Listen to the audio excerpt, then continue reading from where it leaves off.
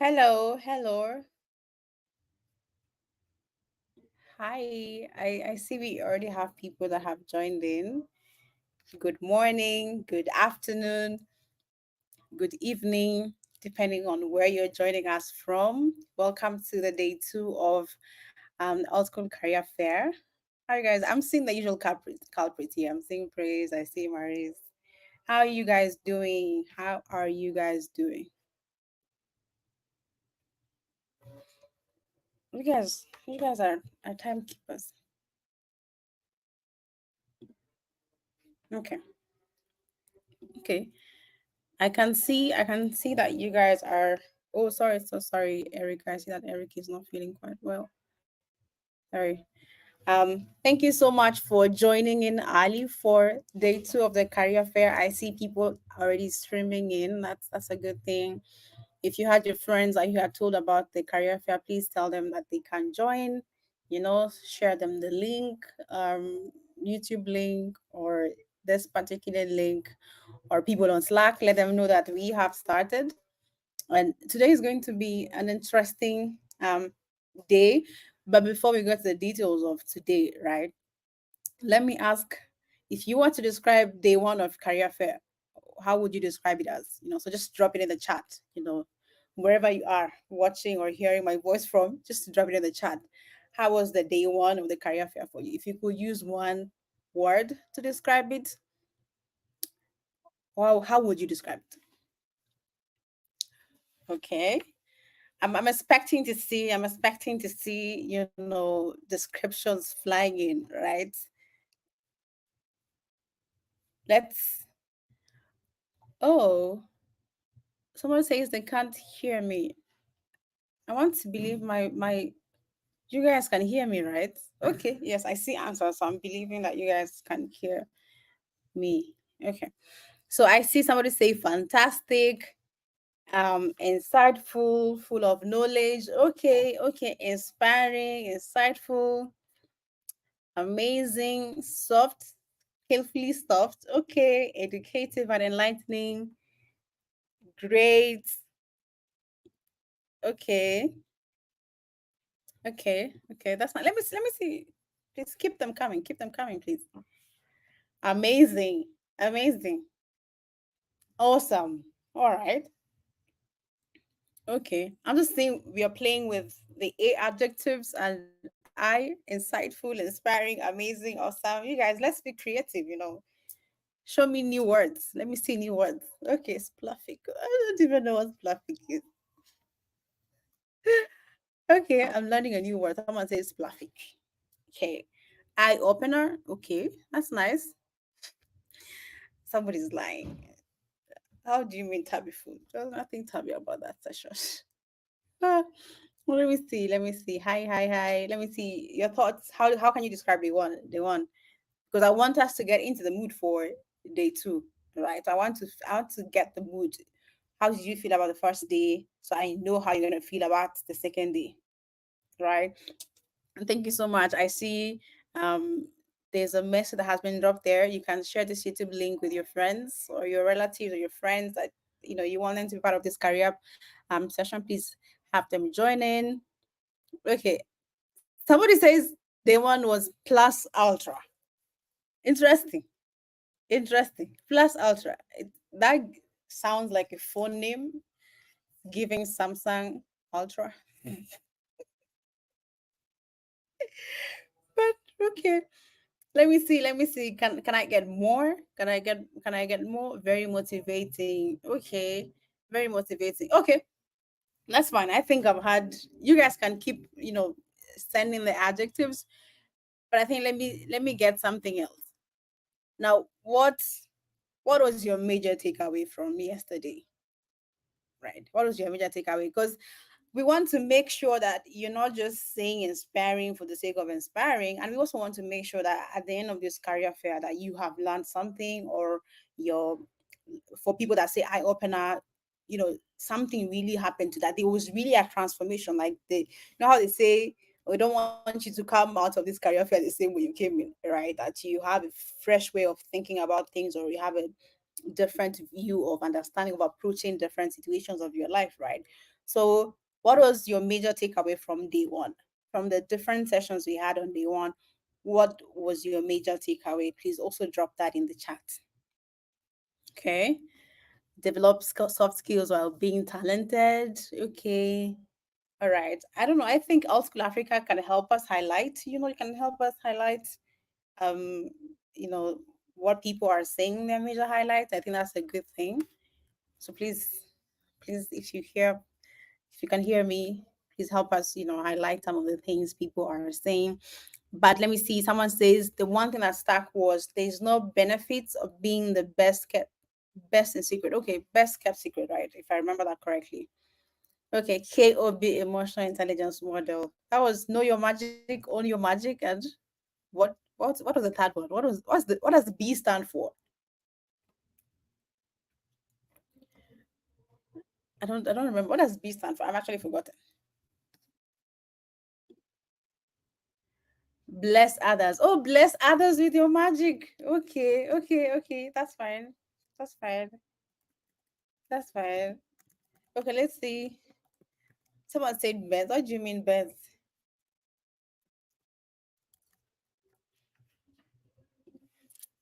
Okay. But y'all just learned one thing. Why is everyone repeating bless the word? Okay, let's keep sharing our major takeaways. You guys don't have to use the same thing that you learned from the first day.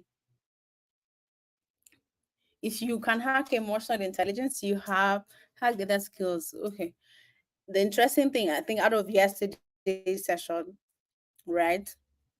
I mean, the part where Dr. Jumoke talked about emotional intelligence, it really stuck with me, and I have started, reading up on emotional intelligence. I've already made a mental note to get Daniel Coleman's book on emotional intelligence.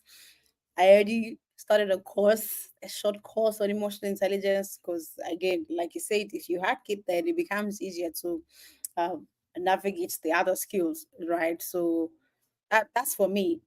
I ran away with emotional intelligence bit, and I'm like, I don't know where I'm at, but I want to make sure that I understand it and I get better at it and managing my emotions even in the workplace. And that's something that everyone should actually strive to do, right? And we can assess ourselves on that. Okay. Growth never ends until learning stops. Okay. Okay. Insecurity is a sign of low EQ. Wow. All right. All right. All right. Okay. Anything else? Anything else before we move on to the next part? Learning never stops. Any major takeaways from yesterday that you like to share? Any? Let me see what you guys have to say. Okay. Okay. Build in public. That's a good thing. That's a good thing. Anyway, thank you so much, guys, for indulging me. Thank you for sharing what you learned in day one, and I hope that you guys will keep remembering the things that you took away from yesterday's sessions. And I'm also hoping that you will take away a lot of things and a lot of knowledge and insights from today's sessions. The theme for day two is career horizons. So we're getting deeper into the specific career paths that we are in. So we're going to be having that at a later time today. But first, we are going to have different people coming here on stage, right? And we're going to have conversations about certain things. So we're going to start off with two panels, two career related panels. We'll have one now and then have another one later on. And then from there, we'll just dive deeper into the different parts we are on. As you know, we have a School of Engineering in South Africa, School of Data, and School of Products. So we're going to have sessions that talk deeper on how to navigate your career path in product, in data, and in engineering. But before we get to break out to those sessions, we're going to have those two panel sessions here. And for the first panel, we are going to have the head of product at All School Africa, Mr. Emmanuel. Emmanuel will be facilitating this panel. So I'm going to invite him to come here on stage, and then he will introduce the speakers that are going to be part of this panel. He will also tell us what the panel is going to be about, and then we engage in the conversations. And as usual, if you have any questions, you know that we have a Q&A section, on the part where you chat, right? So make sure you drop your questions there, and let's be attentive, and let's make sure that we are learning from the people that All-School Africa has brought in for this career fair. Okay. And anybody you see on stage here has accomplished something, and they have experience, and this is why they were brought to speak to you, and we hope that you are going to learn from their wealth of knowledge. Okay, are you guys ready? Are you guys ready for day 2? Are you ready for us to start? Please let me know in the chat. Let me see yes or no. Do you have your notes? Do you have your notes ready? Okay, because I think at some point you might need your notebooks to just take down some of the things you're going to be learning. Okay, you guys are ready. Okay. All right. Oh, we're ready. Okay. I see Emmanuel is here. Okay, welcome, Emmanuel. And I think I'm just going to leave you to take over from here.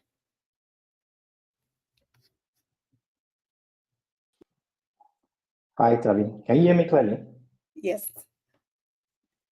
Awesome. Thank you so much.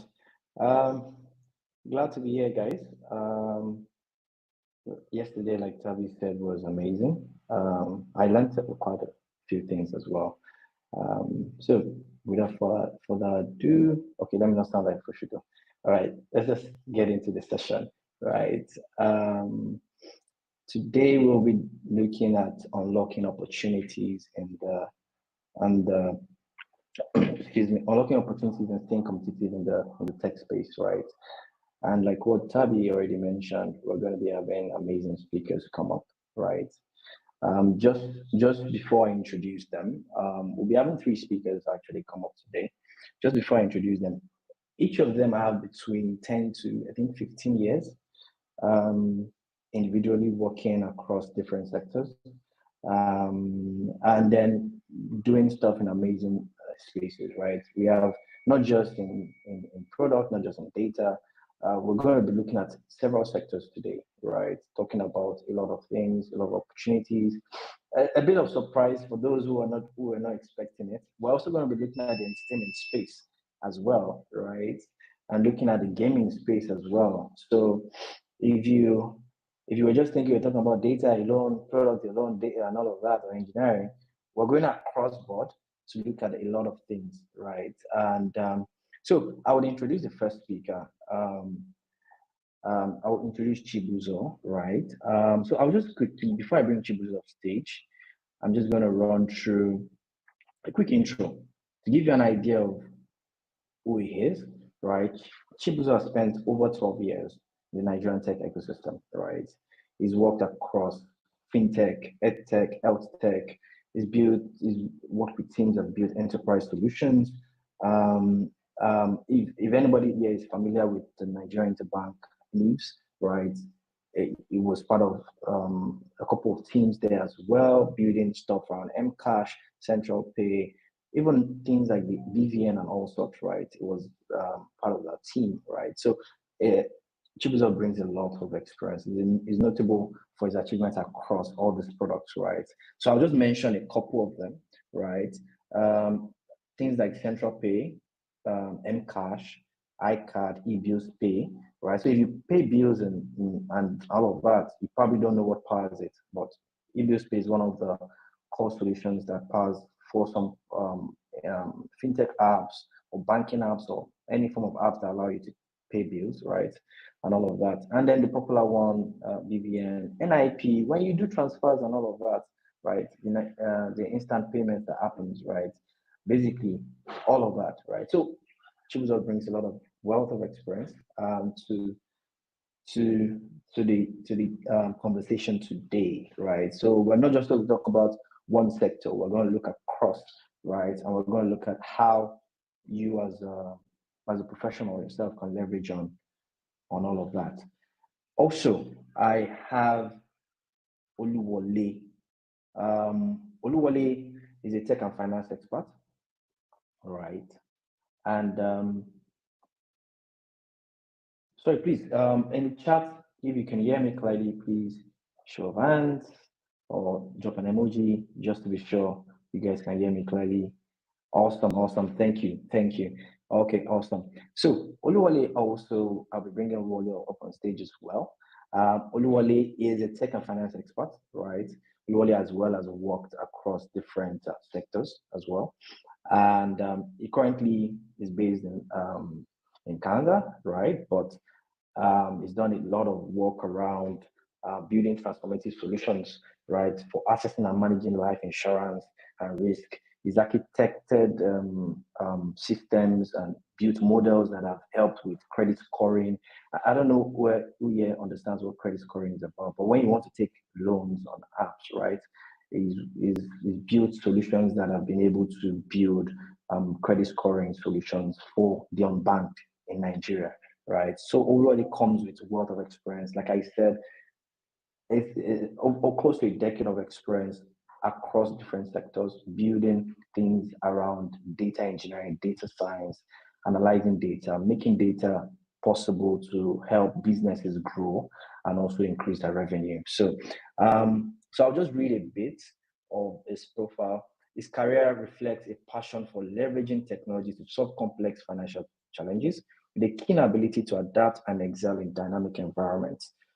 Oluwole also has spent major of his career across different firms and large financial institutions. His specialty is in data engineering and data science, and is marked by innovative banking solution and operational excellence and efficiency. Right. So I would also be bringing Oluwole on stage now for the final speaker. I want people to clap. Like these guys are. It's a privilege to have them come share with us today. Right. Okay, I see Chibuzo is already on stage. Oluwole is coming up on stage shortly as well. The final speaker is Edushola, right? So, how many of, like, before I introduce Shola, how many of us here play games, right? You've had to play any form of game, mobile, COD. Okay, one person says that, do you? Okay, I'm seeing some emojis go up, right? So, Shola has been in the gaming space for over 10 years. Maximum, I can't even recall when I first met Shola, but he's been doing amazing stuff in that space, right? And he would be bringing a lot of experience to help us understand that sector from a Nigerian and African perspective, right? You know, it's interesting to see someone that comes from that perspective, from an African perspective, to help us understand that space. And you know, we're talking about opportunities here. So if you think you're a data analyst and your opportunities are just in fintech, in edtech, in agri-tech, think again. Anyways, so let me just quickly read a bit of um, Shola's bio. So he's an experienced and versatile artist, right? Skilled in directing and creative, um, um, amazing stuff for brands, driving the visual identity and brand tone. His expertise spans across graphic design, animation, motion graphics, game design, development, architectural visualization, 3D modeling, visual effects for film and television. And he's passionate about creating impactful and cohesive visual experiences, right? So the interesting thing about today's panel is I hope we have enough time to be able to really go deep down, but please welcome Shola to the stage. Please, let's give your hands up, even with the emojis, right?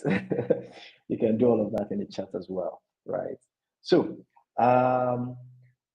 before we start, I would love I would love us to hear from each speaker, right? To be able to possibly see them if it's possible to see them. Yeah, Shola is on stage.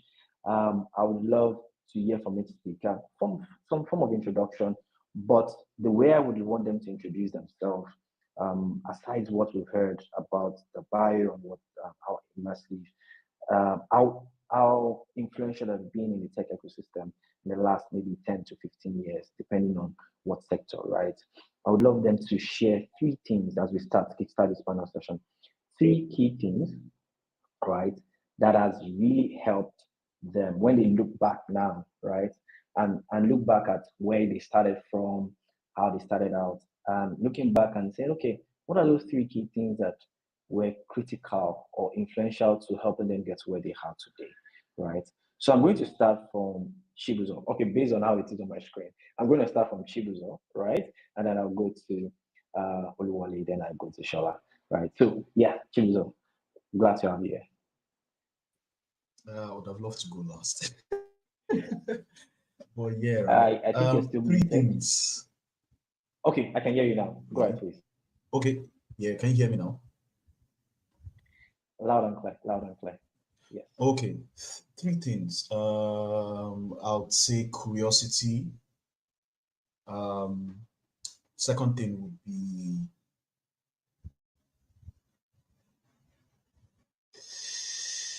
hmm, analytical thinking. And the last one would be uh, say friendliness.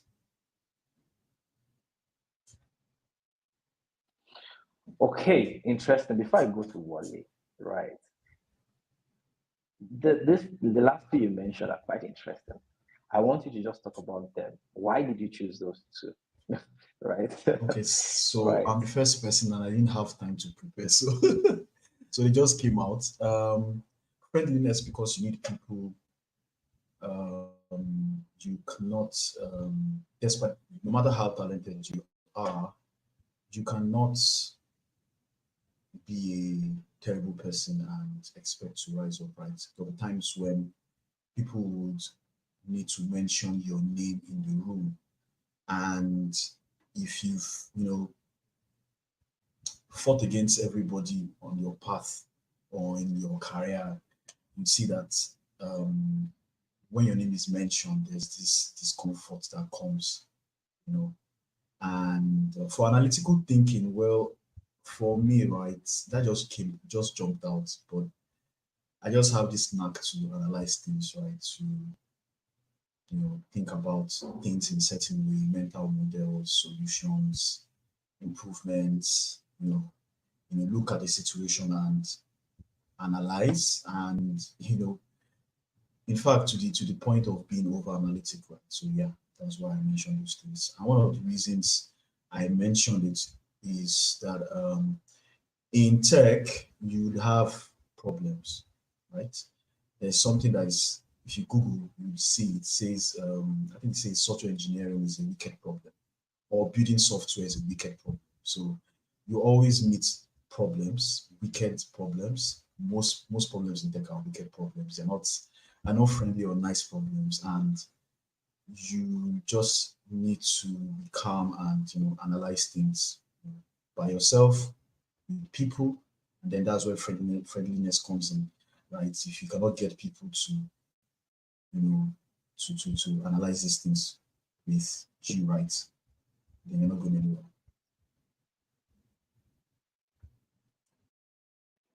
Amazing. Amazing. All right. Thank you so much, Chibuzo. Like those things you mentioned, and that's why I wanted you to explain it because I like they're very powerful. Like for you, for folks like yourself that have been in space for a while, it's easy to mention these things, but when you don't break it down the way you did, people might not really get the idea that it's very key, right? Who is mentioning your name in the room? That's like very powerful because if you don't build that network, there's a part of this panel session we're going to really delve down into networking, right? And touching on how that has affected um, each of you as well, how that has influenced your work and maybe what you're doing. So let's go on to Wally now, right? So, Wally, what are those three things that, when you think back now, have been very influential for getting to where you are today? There's definitely more than three things, but at least let's start with three things first. Sure. Hi. Hello, everyone. Can you hear me? Am I audible? Yes, yes, I can hear you. Awesome. Hi. I'm glad to be here. Thanks for inviting me. Okay, so three things that I would say that has propelled me, or is still sort of like propelling me career-wise. Um, I'll say the first thing, and I'm being cognizant of the fact that we are at a career fair and we were talking so much about career. Um, and historically, if I look back, I've not had a straightforward career. I've had a career that is not very, I would say, is atypical. It's not a very more straightforward career, and I feel like it's still going on. Right, there might be something else in future. So the first thing I would say is to bet on yourself. Like just decide who you want to be for yourself. Like decide the future you want for yourself. Decide what you want, and then bet on it. And betting on yourself um may involve some very risky decisions that you need to make. It may involve taking less money. It might involve being working with people that are, that are not very, that are adjacent to who you are or things like that. But bet on yourself. I think that's the first one. The second one I would say is pick a lane, right?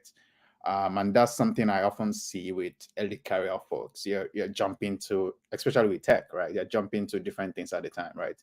You're doing this and doing that and doing this and doing that, and then you're not able to focus.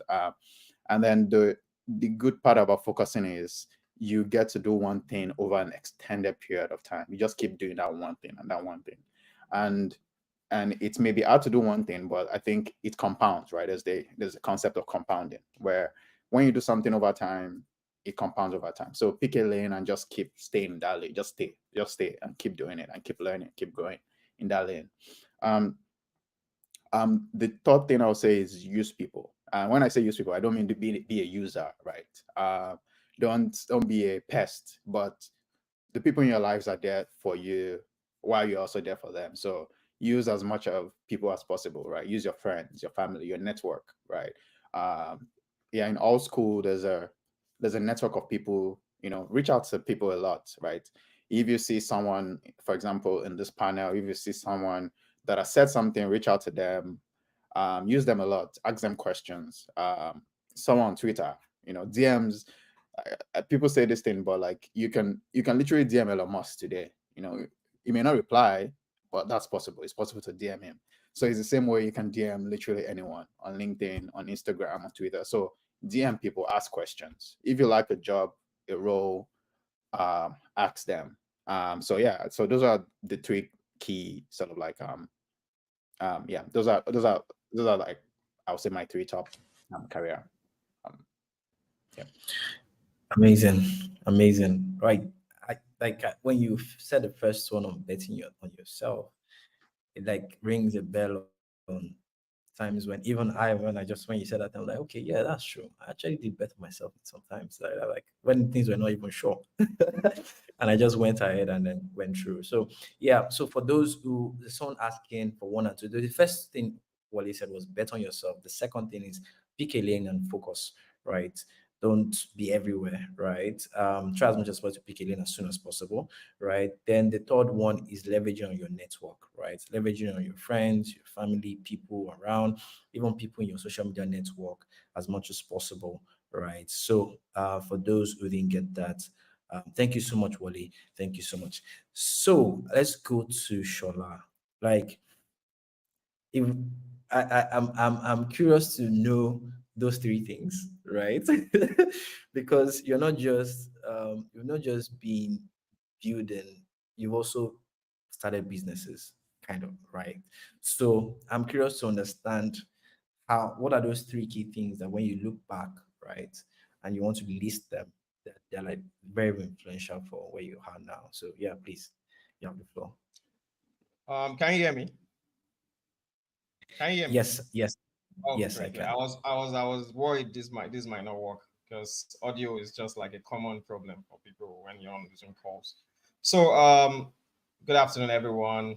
Thanks to Old School for having me. So I think I'll go with the first thing is people. You can't really go far um any in life or whatever endeavor that it is you are doing. So for me, it has always been the people around me, my family, my friends, and because that encouragement also comes a lot from them. Because growing up as a child, I've always been an artist. I've always been creative. So that's what I would say. The second thing is my creativity. Like I've always been creative as well. So the people encourage me to be more creative than what has kept me in this game till now. I would say is my drive. So those three things the people, the creativity, and my drive because I just never stop. Um, like I met a friend in Ghana in 2022, and what he told me was that I was already making animated short films when most people were still like learning. I was still learning as well. Do you get? But I used to challenge myself no matter what because I understood that learning, practicing, and working at the same time is what gets you there faster compared to like your peers. Like if you can work, if you can learn, practice, and you also work at the same time, so you're getting experience, you are getting feedback right away. So those things really help me. But I would say my drive has just been top notch, and I've been in situation whereby that drive has been like humbled.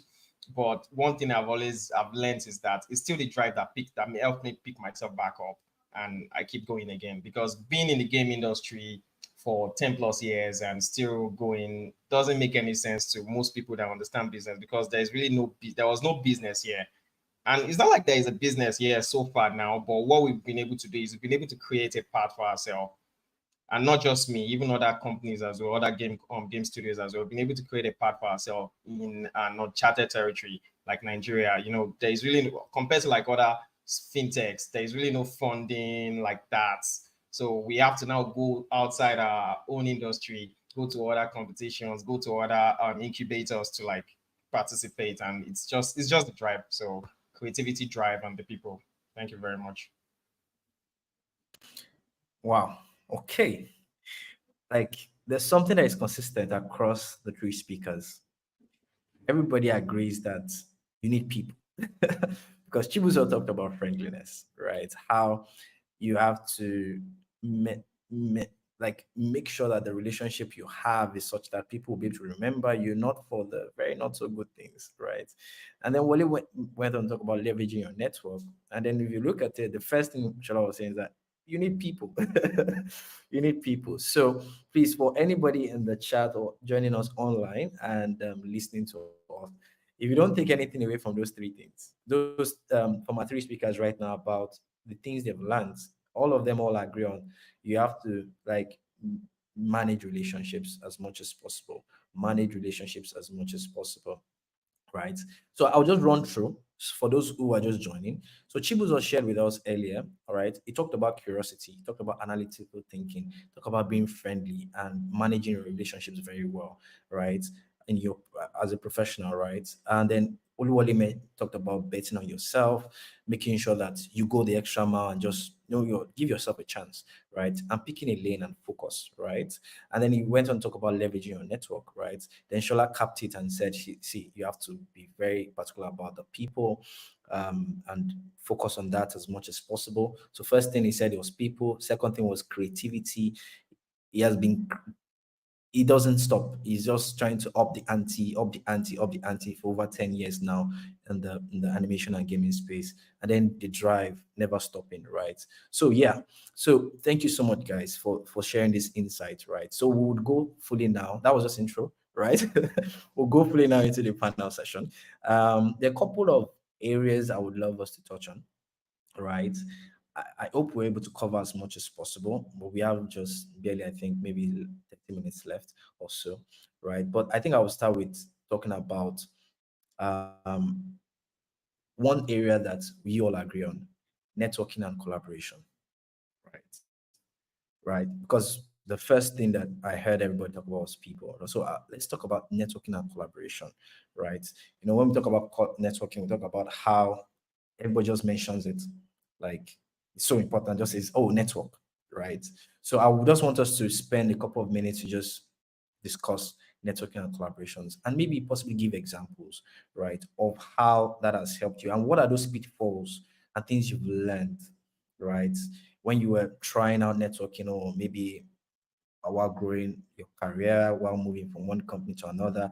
What has that thing been, right, in that sense, right, in terms of networking and collaboration? So what I would do is I'll mix it up. I'll start with Chibus up because it's first on my screen. I'll start with Oluwale first, right? And then I'll go to Shola, then end with Chibus up for this. So networking and collaboration. If you think back in your career, if you think about what you've done, right?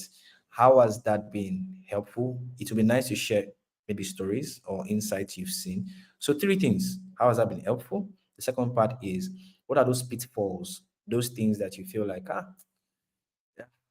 you were burnt, you learned some lessons, and then you don't want anybody joining this panel session to make that mistake as well. And then the last part is, how should we think from your own perspective? How should we think about it? How should you go about it? Right. Everybody has a temperament style, right? But for you, how did you go about it in that sense?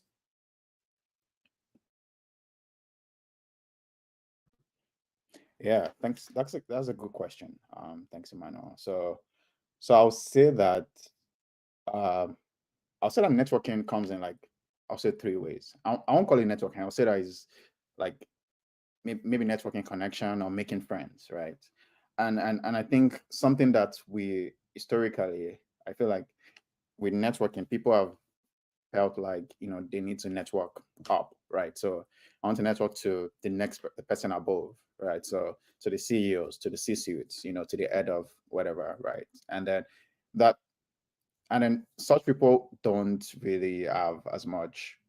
I mean, they might have time, but they're not. They might not really relate with you as much as, as much as you like, right? So I feel like there are three ways that I've approached networking, right? So there's networking, up, but also there's networking across, right? And networking across is probably one of the best, right? With your peers, right? So there are people within your field, people that are also trying to go up, trying to achieve what you're trying to achieve. That people who are probably have done a lot more. You'll be shocked and surprised how much of how much people that are you consider your peers are achieving or are doing, at their job, and things like that. So that was something I was very, and also network down as well, right? So people who are coming up, people still in university, people who are coming up. Yeah. So I think that's something I did, right? So I did a lot of networking with my peers, and looking back now, I think those are my closest friends now, because people you consider yourselves growing together. You guys are growing together. You're approaching the same problems together. You're doing things together, and then over the course of your career, you see people grow. They grow into being, top people in their organizations, or grow into creating startups or leading companies. So that is one important part of networking across. Now, in terms of networking up, something I tell people is that a lot of, and this is funny because a lot of the roles I've gotten, like as a job, I think I barely applied to them. I barely applied and gotten a role. Most of the time is via reaching out to people and saying, "Hey, look, I would like, this role," um, and then be like, "Oh, okay." And I think that's something very underrated. If you feel like you want to work with someone, or there's a role you like, um, that bit of, I won't call this networking, but it's being like proactive and reaching out to people, right, and talking to them. And you're going to get a lot of people who are not going to talk back to you, but you're going to get like that one person, that second person, or they're going to refer you to someone else. So be very open to reaching out to people, either your peers, no matter how big or small they are.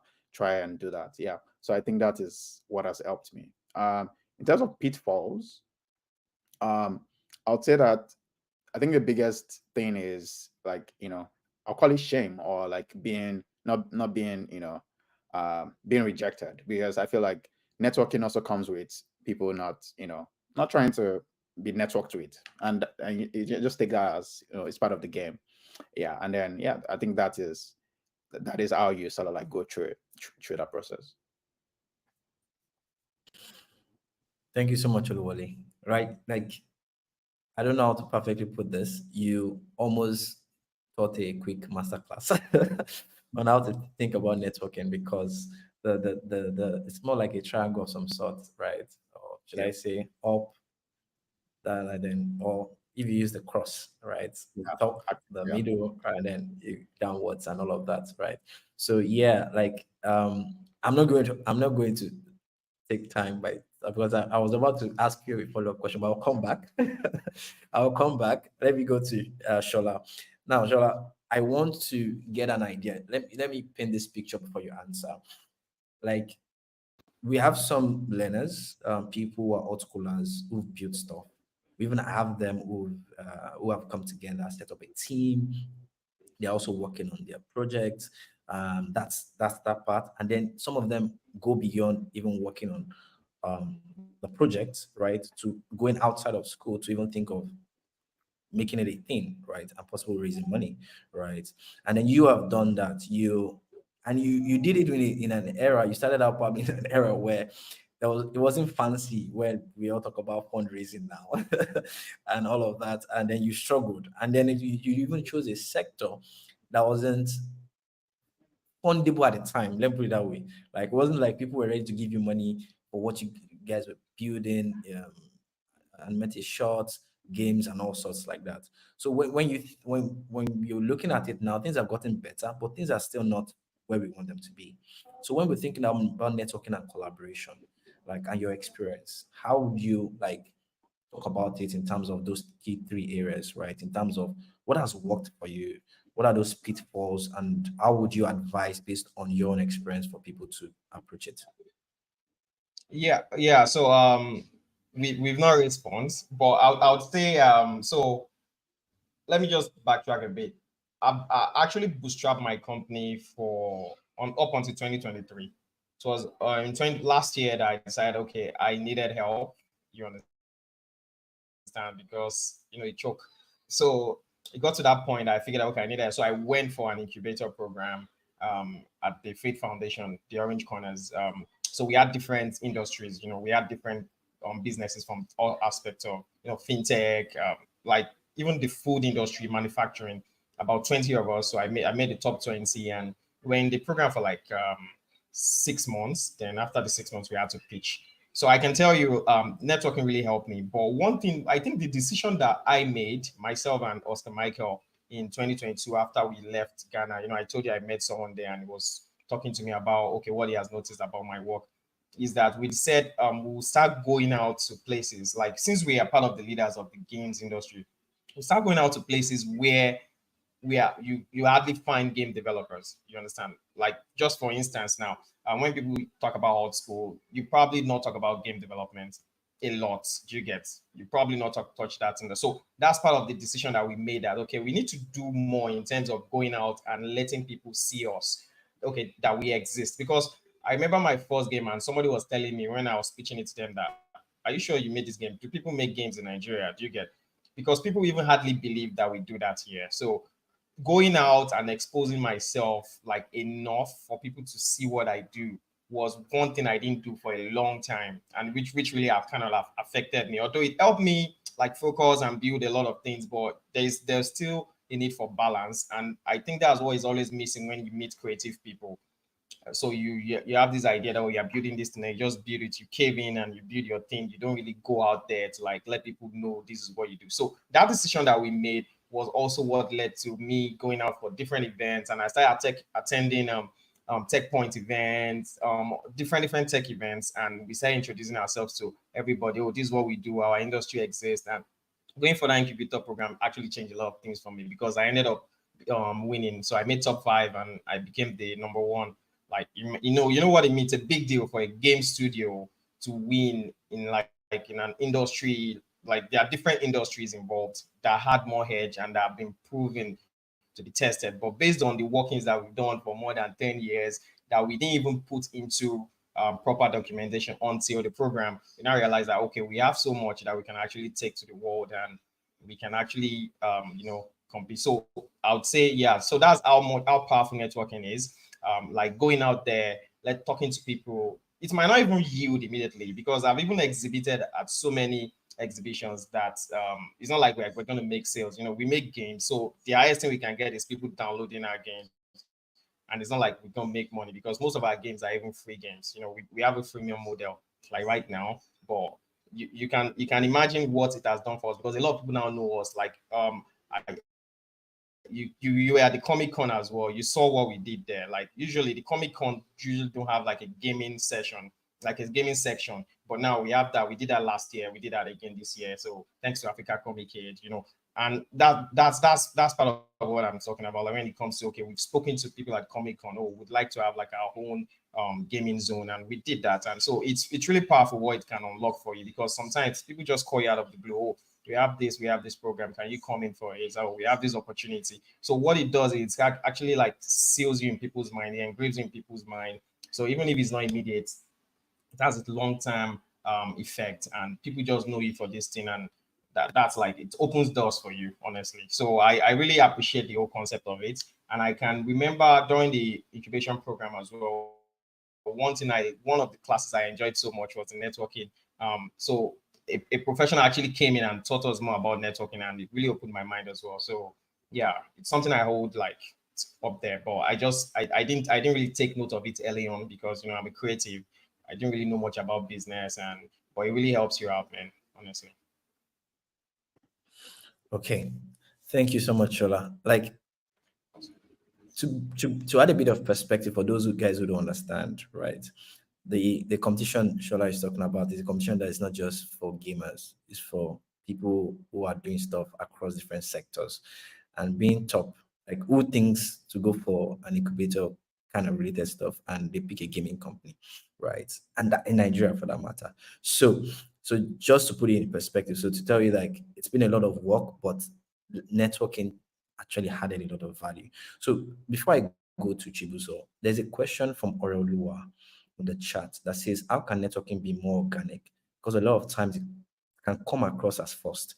So Shola, as a creative, before I go to Chibuzo, as a creative, I would love Chibuzo to answer this question as well. Was a creative, how would you answer this question? Because creatives don't like it doesn't come natural to a lot of creatives, right? But how can you make it more organic? That's what this person is asking. Yeah. So for us, it has always been a two-way thing. So for networking to even start in the first place, there has to be some sort of interest from both parties. You understand? Like, so when we go for events, for instance, and people just see maybe your boots. So I'm looking at it from an exhibition standpoint now. So the people see your boots. So there is something that attracts them. They come to you. Oh, like I like what you're doing. I like this, and then you guys start talking. Or like if I come for an event like or maybe a purely tech event that has to do with a lot of fintech guys, and so I would walk up to people and strike a conversation based on what interests me. So at the end of the day, when you find points of interest, it just it creates a reason for people to remember you in the long run. Because like for me, I think that's just what network. Because I got a lot of business cards that I don't even link it to the owner, but I already started chatting with the person already, and we were already friends. Then later on, I realized that this person gave me a business card. Like, you understand? So it goes beyond you trying to. I don't think it's forced, but most of the time, I have this belief: if you really want to get something, you have to be persistent as well. Like most people don't have time for you. Like especially busy people, the busy guys. It's not like they have time for you and they don't owe you anything. But if you can prove to them that you are someone of value as well, you go to them and oh you when you meet people and they see you have value, of course they want to connect. People want to associate with. Um, I don't know if you get what I'm saying. So like that's the whole concept of success. You understand? People want to have associate like they want to associate with good things. They want to associate with something that someone that is forward thinking as well. So when you have conversations with people at events and you can also give them a reason to remember you, not just about you getting something from them. You know. Awesome. Like I like the way you ended it about value, right? And which goes on, put your best foot forward, right? Because you mentioned something about you're showcasing what you have, right? You're telling people about it. So you're not necessarily just coming and saying, I'm just here, right? You're putting your best foot forward as much as possible. So Chibuzo, there are times the first time we spoke was I think in 2022. I met Chibuzo in 2022, and I've not met him physically. I probably did the first time we're actually seeing together on a video call. So, but the first time I saw your profile, I was like, how does somebody move like this, make this kind of career progression, work across this kind of companies, and stay consistent, right? You see people they will start out with one like what Oluwale said earlier about staying in your lane, pick a lane and be consistent, right? But you have been consistently doing what you're doing, right? You're one of the top voices when it comes to quality assurance, software testing, and all of that in the space, right? In the ecosystem. So moving like that across different companies, you see some people you go to their profile, you see, oh, today they're XYZ role, next month they're ABC role, like that, and all of that. I'm not saying it's a bad thing, it's fine. Career switching is allowed, but staying consistent, right? And you said something about one critical thing. You have your curiosity level is high, and friendliness is one thing. You don't joke with relationships. So how has networking, right, and collaboration helped in that journey for you? What are those pitfalls that you also want to share with us? So I've written up a storm here, right? um, so how it's helped me with jobs and opportunities. There's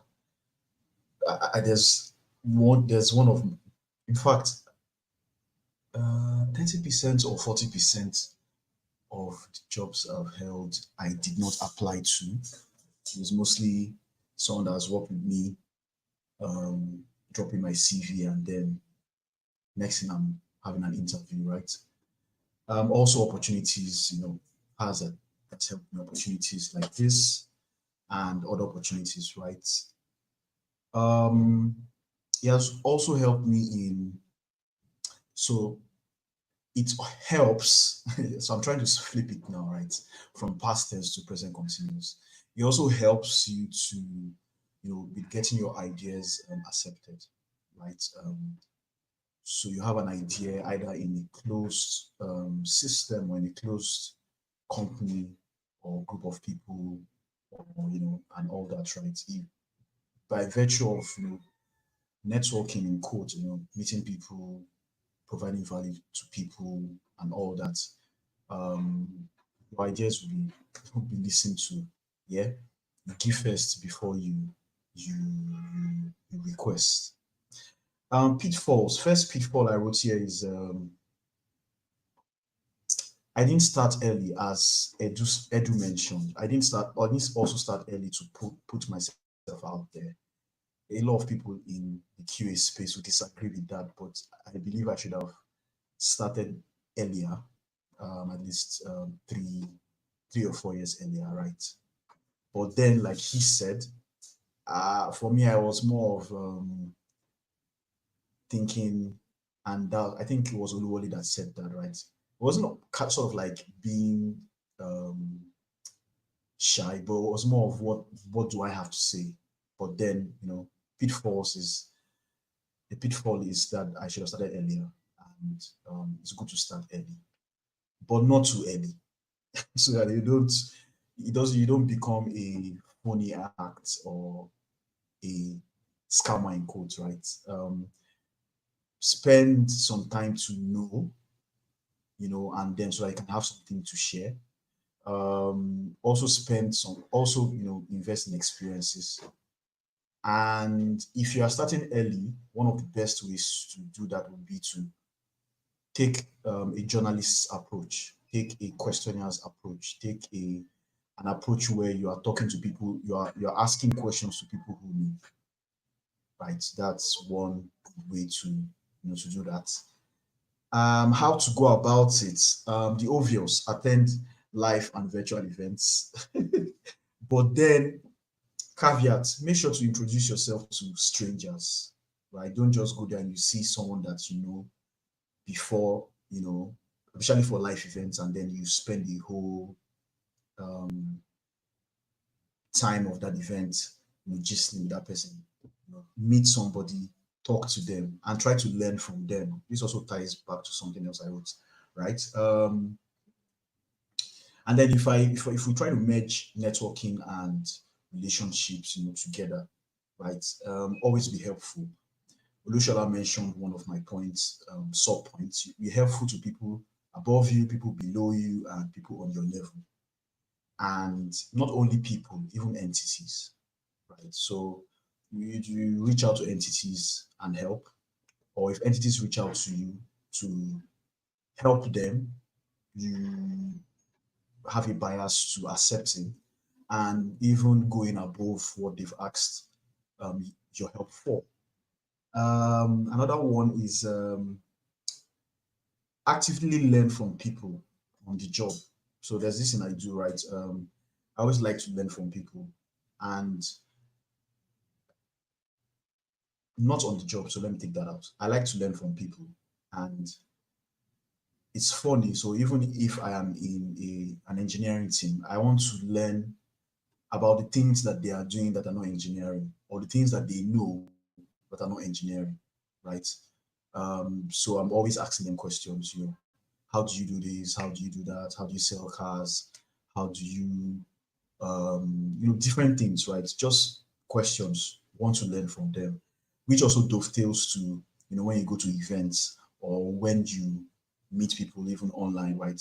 You just try to learn from them, not in a weird way or in a asking way, but just you could just browse what they're interested in, things you've posted about, and use that as a conversation starter, right? And the last one is which is for how to go about it, is always have something you're working on, right? Something you are building. So if you most likely if you're a founder, you're always building something. But if you're not a founder, right? Something you are working on, something you are building.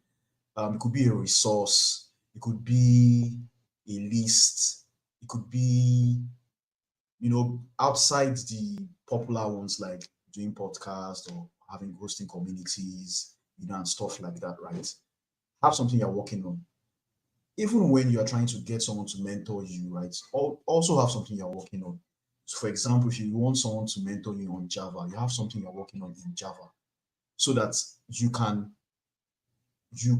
something can flow between the both of you, right? There are touch points, for that conversation to flow between the both of you, right? And something I missed out, which is about being active in communities. Thank you. Thank you so much, Ibuzo. I don't think anybody would have said it better. The kind of points you guys are churning out right now are very, very critical things, right? Because um, that part where you talked about have something, right, also speaks to having value. Like I know Shala was saying, when you're going to an event, there has to be something, that's something of value. And you're also talking about it, you spirals into mentorship, right? And goes that way. And then if like what Wally said about networking up the upper level, the senior people like above your level, mentor, networking to people that are your peers and everything. If you don't really have value, right, people are not going to like you want to assure with somebody that has some form of value, right? So that's very big, right? So don't just wait and say I just want to network. And then you also touched on something that I just want to like am I again. If anybody did not pick that, please pick it, right? Because as you're generating value as much as possible, understand very well that the people you're talking to, right, they have their own time and they have something they are doing.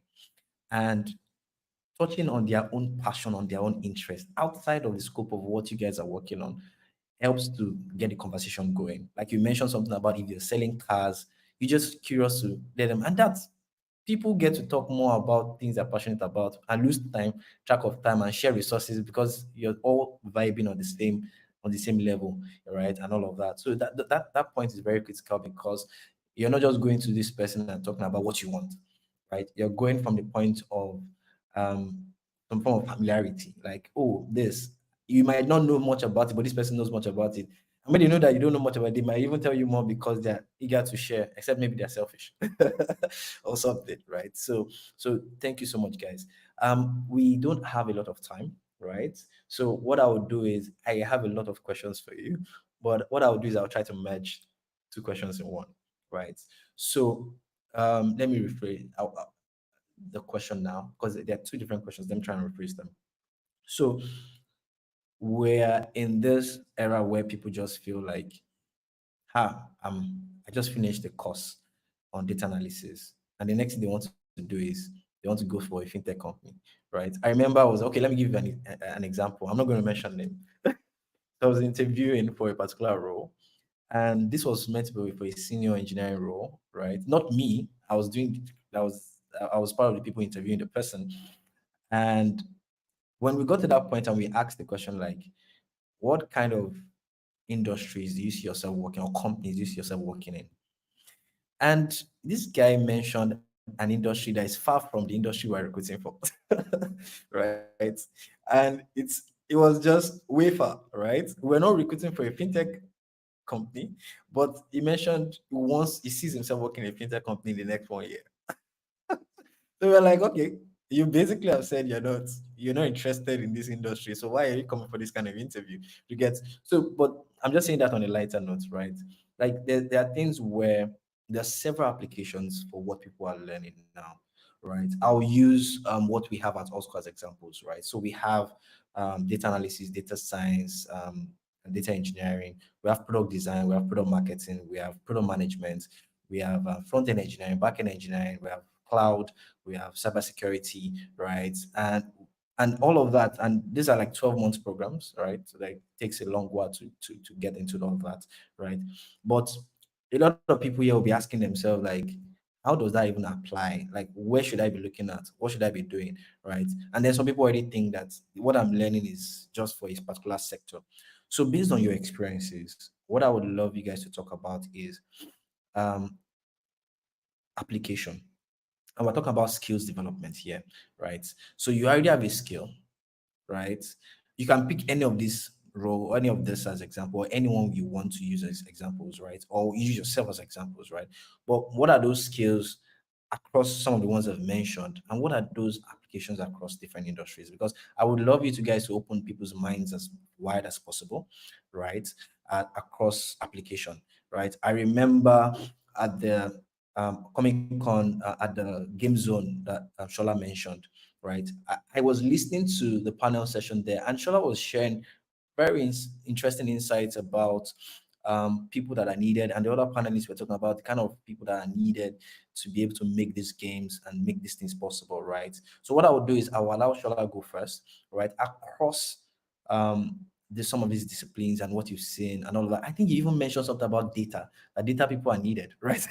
So Shola, what are those skills that you've seen in the entertainment space, animation, game, and entertainment space that you feel like people learning any form of tech skills here across the ones I've mentioned, the ones I've probably not mentioned, right?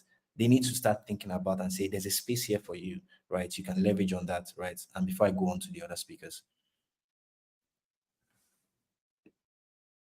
Yeah, so like you mentioned data like the CEO of Dash Studio, who is also a game studio, you understand, they made a game called Nouns Ons. John is a data scientist, you understand, he's a data scientist by day, and he runs a game studio on the side with his friends. So you understand what I'm saying now. So that's, and the reason why Dash Studio has been able to go far is because they have someone who understands data, who understands numbers. You understand? Because that's one thing John is really good at. You understand? So he can use data to predict, oh, this is the next thing to do. This is the next, because I don't really know much about data analysis or data science. But one thing I do is that I've always done every analytics in the company, like from hards, from installs, from uninstalls. Like I study all these things and I know how important they are. But normally in a sane world, you understand, I shouldn't be the one doing all these things, but it's just because of the staff strength, I have to learn all those things myself. But usually you need people who do stuff like that, like professionally, and so they can give you much more accurate figures, you understand. Like me now, I have to check it periodically. It's not like I can check it like every time and I can make accurate assumptions or get accurate result based on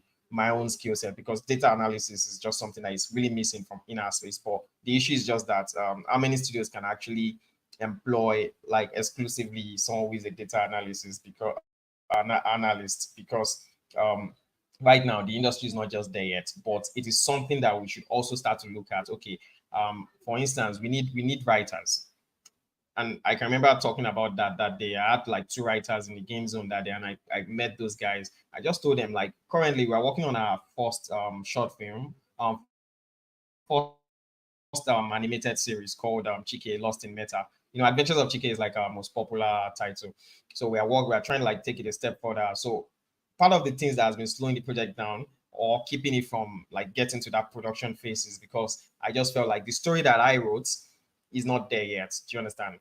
So it's like really limited. So I need someone who is actually good at writing, like someone that, okay, this is my specialty. So those are the kind of areas that we need people. Even the finance area, like we lack completely like that, because when I was in that incubation program, I understood the fact that we needed someone that actually does finance. Like, because me, I hate Excel. Whenever I see that software, like it just I don't like seeing as Excel at all. So I hate Excel so much. I remember back in the uni, I had to uninstall Excel and Microsoft Word from my computer because I just don't want to see it.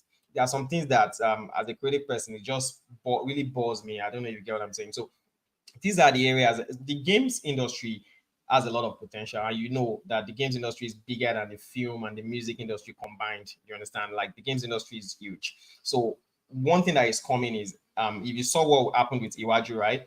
You saw that Disney had a partnership with Kugali, and they made Iwaju, and a lot of that is still coming.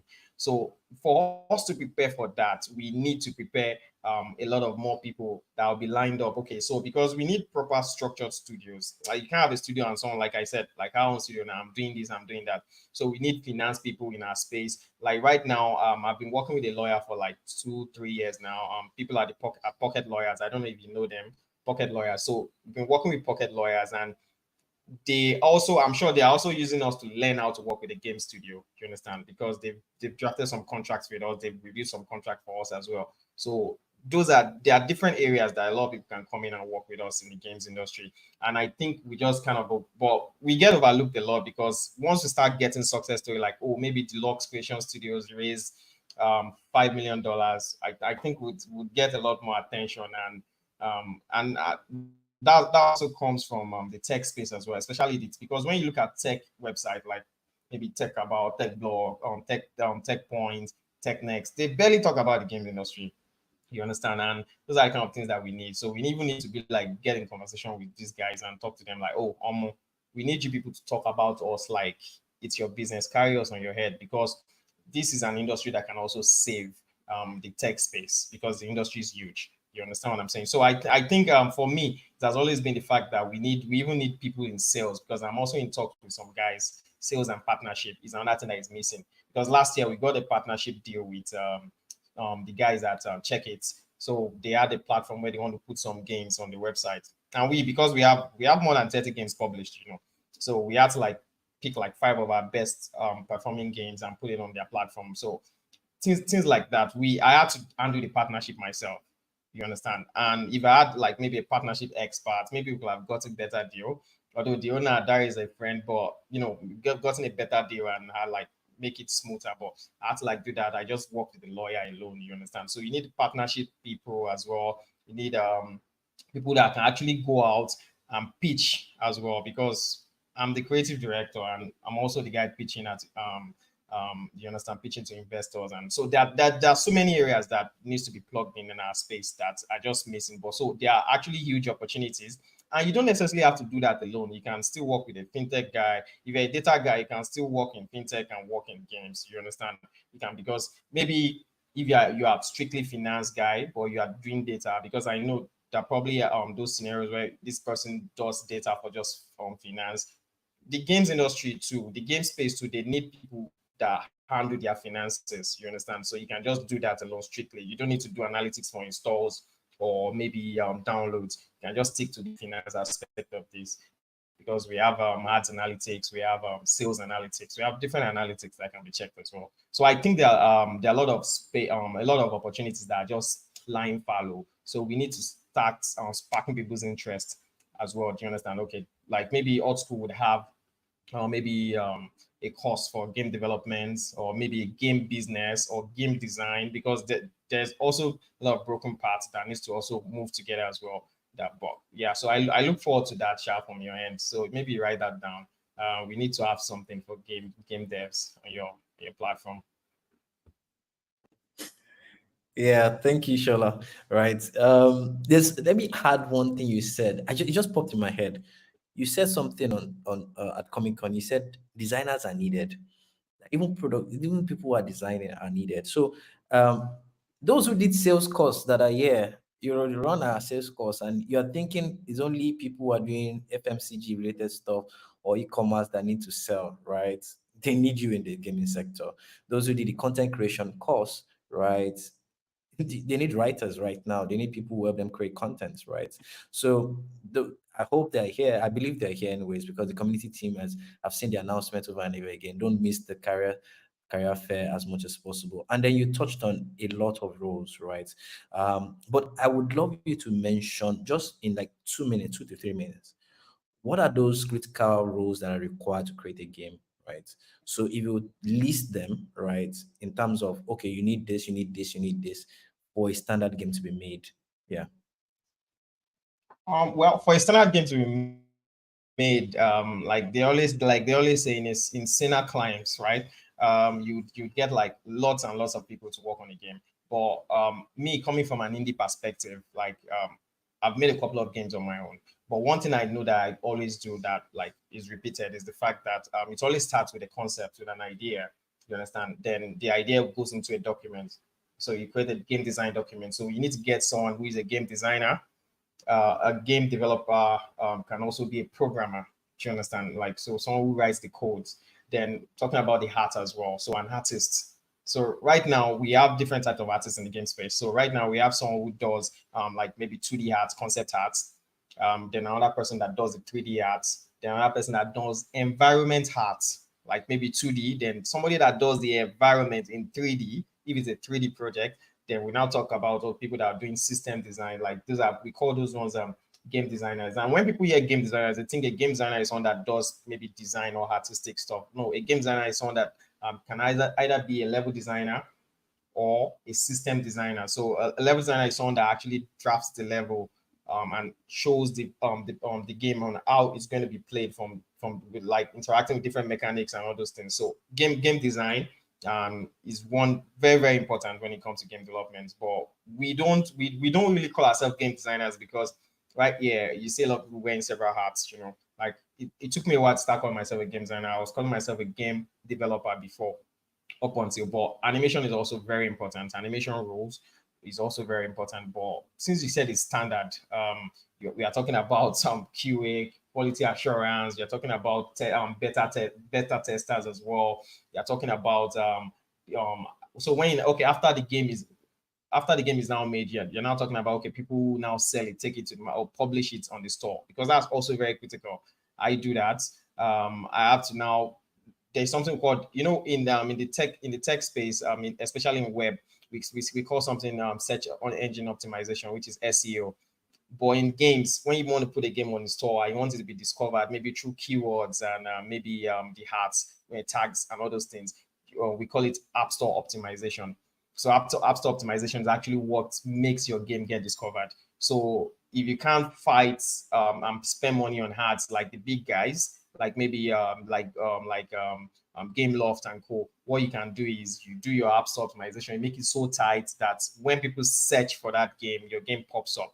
And you see, like part of that's part of the problem that I had starting out. I made games that even the keywords were not interesting to people. Like those aren't keywords that people were looking for. So App Store optimization. So having an expert in that, because recently I was talking to someone that okay, I'm trying to hire an ASO and user acquisition expert, because user acquisition is after you do that and you really want to now start spending on ads, you need a user acquisition expert as well. So there are a lot of roles that are required in getting a game out there and getting a game ready. But one thing that I would always say is that when it comes to our own space, we always look for local solutions to our problem, because our problem is that you can't necessarily hire a lot of people to work on your game.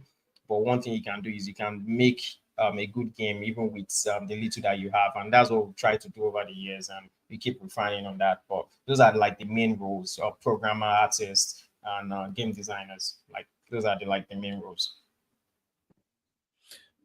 Amazing, amazing. I'm almost running out of time, so I will need to move on to Wale to talk about opportunities in data. Thank you so much, Shola, for those insights. For those who did product marketing, you've heard though, they need you people.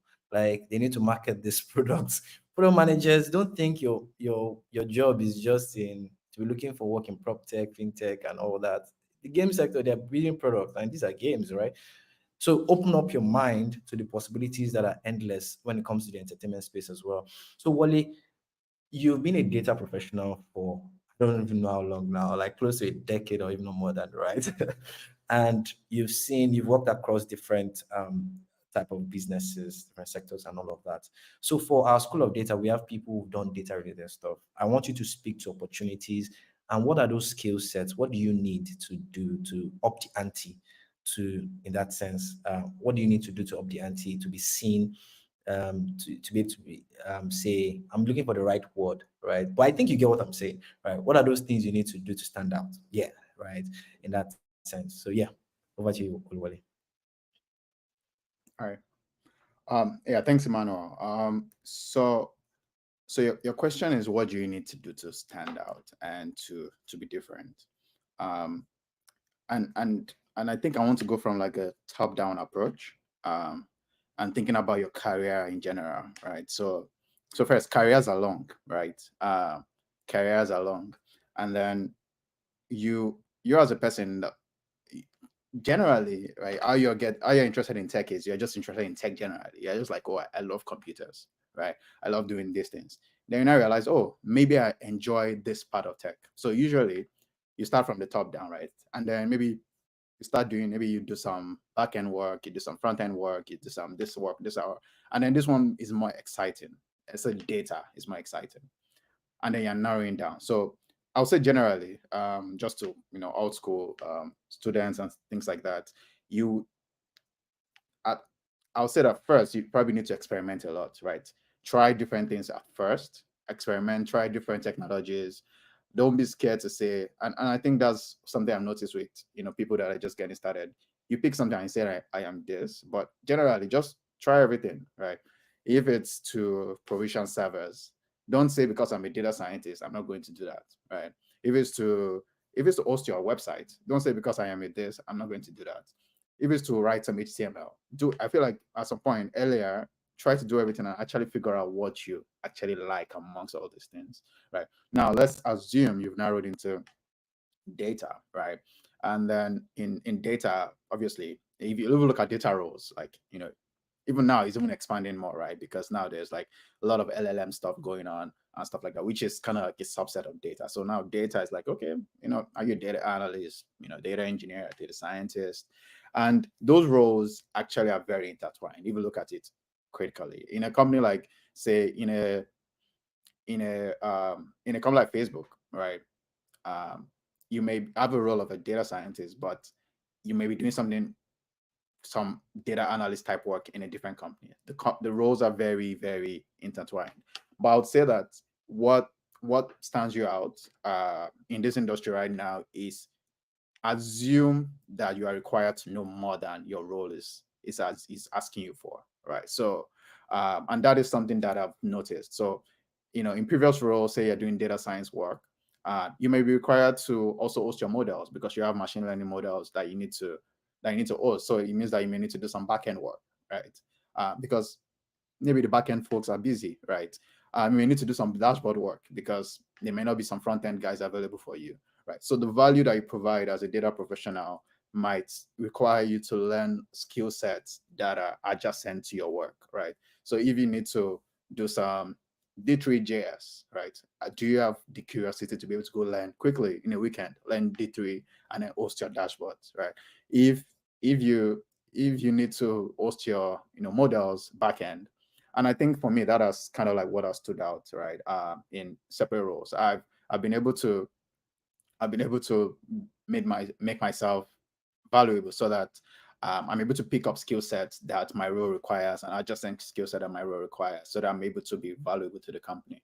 And I think that that's what will help you. So I'll say, like, let your curiosity drive you. So if you need to do something, just do it and learn it, and then just be productive. So what kind of roles? So generally, I'll say that for the base, data role, people talk about SQL, Python, which is, yeah, I mean, those are things that you should know, right? And then talk about maybe you do some dashboarding work and you do some other kind of work. Those are roles those are sort of like toolkits that you should know. But other roles, you may require to do some back end work, some you know um, and then those are things that you pick up as you go. So I'll say that I have an open mind, right? If you need to do even DevOps work, right? At some point, at my current role, that's something that you're required to have, even though that's not in the job description, right? So be very open to learning new technologies as you go on. I think that's what I'll say for you. Just let your curiosity drive you. Yeah, thank you. Thank you so much, Oluwale. Just let your curiosity drive you. Okay, let's move on to Chibuso. For engineers, those who are building, right? And the reason why I would love Chibuzo to talk about this is because you are the one that used to, like, how would I put it? You're like the, I won't call it a gatekeeper. You are the one that tells the engineers that, why are you doing this way? I'm just playing. That's just on the soft side. So we are help. We are Right. helpers. We are helpers. We help. I know, We I don't. know, I know. So if you think about the opportunities, right, and you've worked with engineers, you yourself are one, right, and across like over like 12 years or so thereabout. And what are those things like you've seen, things that you say that key takeaways that are very key for them? Like what Wale said about, you need to just think about yourself beyond just, I'm just doing data science, right? There are some other things I need to take on and keep upskilling with the latest things that are out there that are being used by these organizations, right? So what are those things that you speak to engineers, either doing front end, back end, cloud, or whatever, and then you're like, okay, these are things that you need to really Yeah. like Although key I think takeaways. Oluwole has mentioned, that like how he talked about assuming that you're expected to know more than what you think you know for the job, and then doing things that are adjacent to your role. Like he said, spin off servers as a data person. Um, there's something else he mentioned. I can't remember, but for me, right, there's something I want to point to. So when people come into tech or the industry, they usually spend a lot of time being overwhelmed by what that industry is. And to me, I think if you spend so much time in that state, it can affect you. Um, don't just hear only fintech and just that's the only thing that you talk about, fintech. No. So, you need to soak yourself. I remember in 20 so I remember in 2012 when I because I studied biochemistry, I didn't study computer science. And I got my first job. I remember then I didn't know what these code names for Android versions were. So I remember then it was I think it was gingerbread or the one after gingerbread.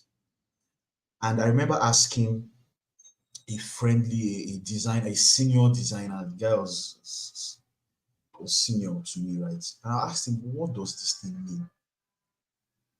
You know, what does it mean? And then he started to explain to me. And from then on, I just dove into, or I dived rather into everything tech. I was reading anything,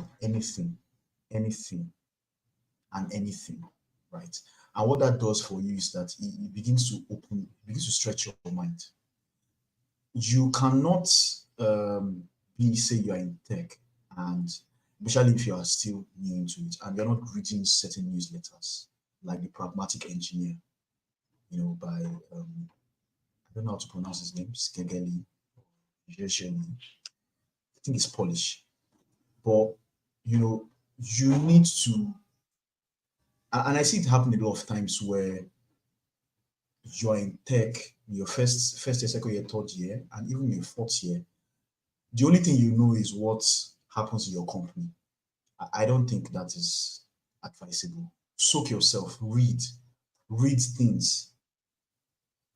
For me, I like that diagram. Oluwa, remember that diagram about Slack, how notification works. What When you see a notification, as simple as it is, what happens under the hood, the flow diagrams and things like that. To read things. And if you don't understand it, you ask people, and you can even ask ChatGPT now. You get, and the other guys. But I constantly search industries and sectors. Like, for example, I search, the last one I did was I'm searching it for fintech. What are the different streams of fintech? Lending, um, there's lending, there's crypto, there's about six of them, thereabouts. I can't remember them now, and I'm sure that after this call, I'll go and check. So you always need to be checking. You always need to be checking. Always need to be spend time on the internet, looking for information and have a mindset. I don't think it's enough for Dushola to mention rules or for Oluwole to mention roles and skills, but have a mindset. And for me, the mindset is built on two verbal cues: what if and how. So what if data is used in X and then you randomly pick, so because you're already browsing sectors, right? So you say, oh, what if data is used in health tech? And then you check, oh, is data used in health tech? And trust Google is going to bring out outputs, a lot of things for you to go through, right? And the other one is how. So how is X, your skill, applied in Y, a random industry? You do that exercise, for your one skill that you have, and you have gotten like a list of 10 industries. If you do that in a weekend, you would see a lot of combinations on how your skills can be used. Right? Yeah, so I think I'll end with that. I just wanted to do something different from what the other guys had. Yeah, yeah. Thank you so much, Ibuzo. Thank you so much, Ibuzo. It's been an amazing session. Apologies to the next panel. Sorry, we took a bit more time. Sorry, but I think it was very critical for our speakers to actually share this point. So apologies once again. Just quickly, where can you be found on social media, or where are you best reachable as a wrap up? As I bring Tabby up stage. So Chibuzo, where can they reach you first before we go to Loli? So for me, I like LinkedIn for receiving messages, and also Twitter, right? On Twitter, I put out a lot of my unformed and incomplete thoughts, right? But then when you come to LinkedIn, you have to compose. But then it's mostly LinkedIn and Twitter. But Okay. I don't do a So lot what's of the Instagram. handle? What's It's the my name and my handle? son. Just search Okay. for my name and my surname. Yeah. Chibuzo Obilon. Okay. Awesome. Oluwale, how best can they reach you? Yeah. I've gotten some LinkedIn invites already. But yeah, my first name, my last name, LinkedIn. Yeah, you can reach out to me on there. Thank you so much. Edishola, how best can listeners reach you? Yeah, I think LinkedIn is like the easiest place. Can you hear me? Okay. Yes, loud and clear. Right. LinkedIn is like the easiest. So Edushola on LinkedIn, Twitter, Okay. Edushola tweets. Yeah. Okay. Thank you so much, guys. Thank you so much, Chibuzo, Oluwole, Edushola. Like, you guys have been amazing. Thank you for your time. Tabitha, sorry for taking extra time. Over to you. Thank you, guys. Right. Okay. Okay. All right. Thank you so much, Emmanuel, and um the panelists. I'm not going to be offended. I'm not going to be offended. I hope you guys are okay with the fact that we went overboard with time, and you don't mind that we still have to keep the show going. But I hope you guys have learned a lot from this panel. Have you? Let me know in the chat. Let our speakers know if they delivered. Did they deliver? Okay. All right. Okay, that's good to know. So we forgive. We forgive. That's fine. All right. Thank you so much. So without wasting time, I think we'll just straight move to the next panel. And the next panel is going to be focused on tech entrepreneurship and innovation. And the moderator for this panel is our very own head of innovation and new markets, Rachel. She's also, I mean, it's just interesting that she's in charge of innovation. So she's going to be moderating this panel on innovation. And I'm hoping that you're also going to learn a lot from it. So I'm just going to invite her on stage.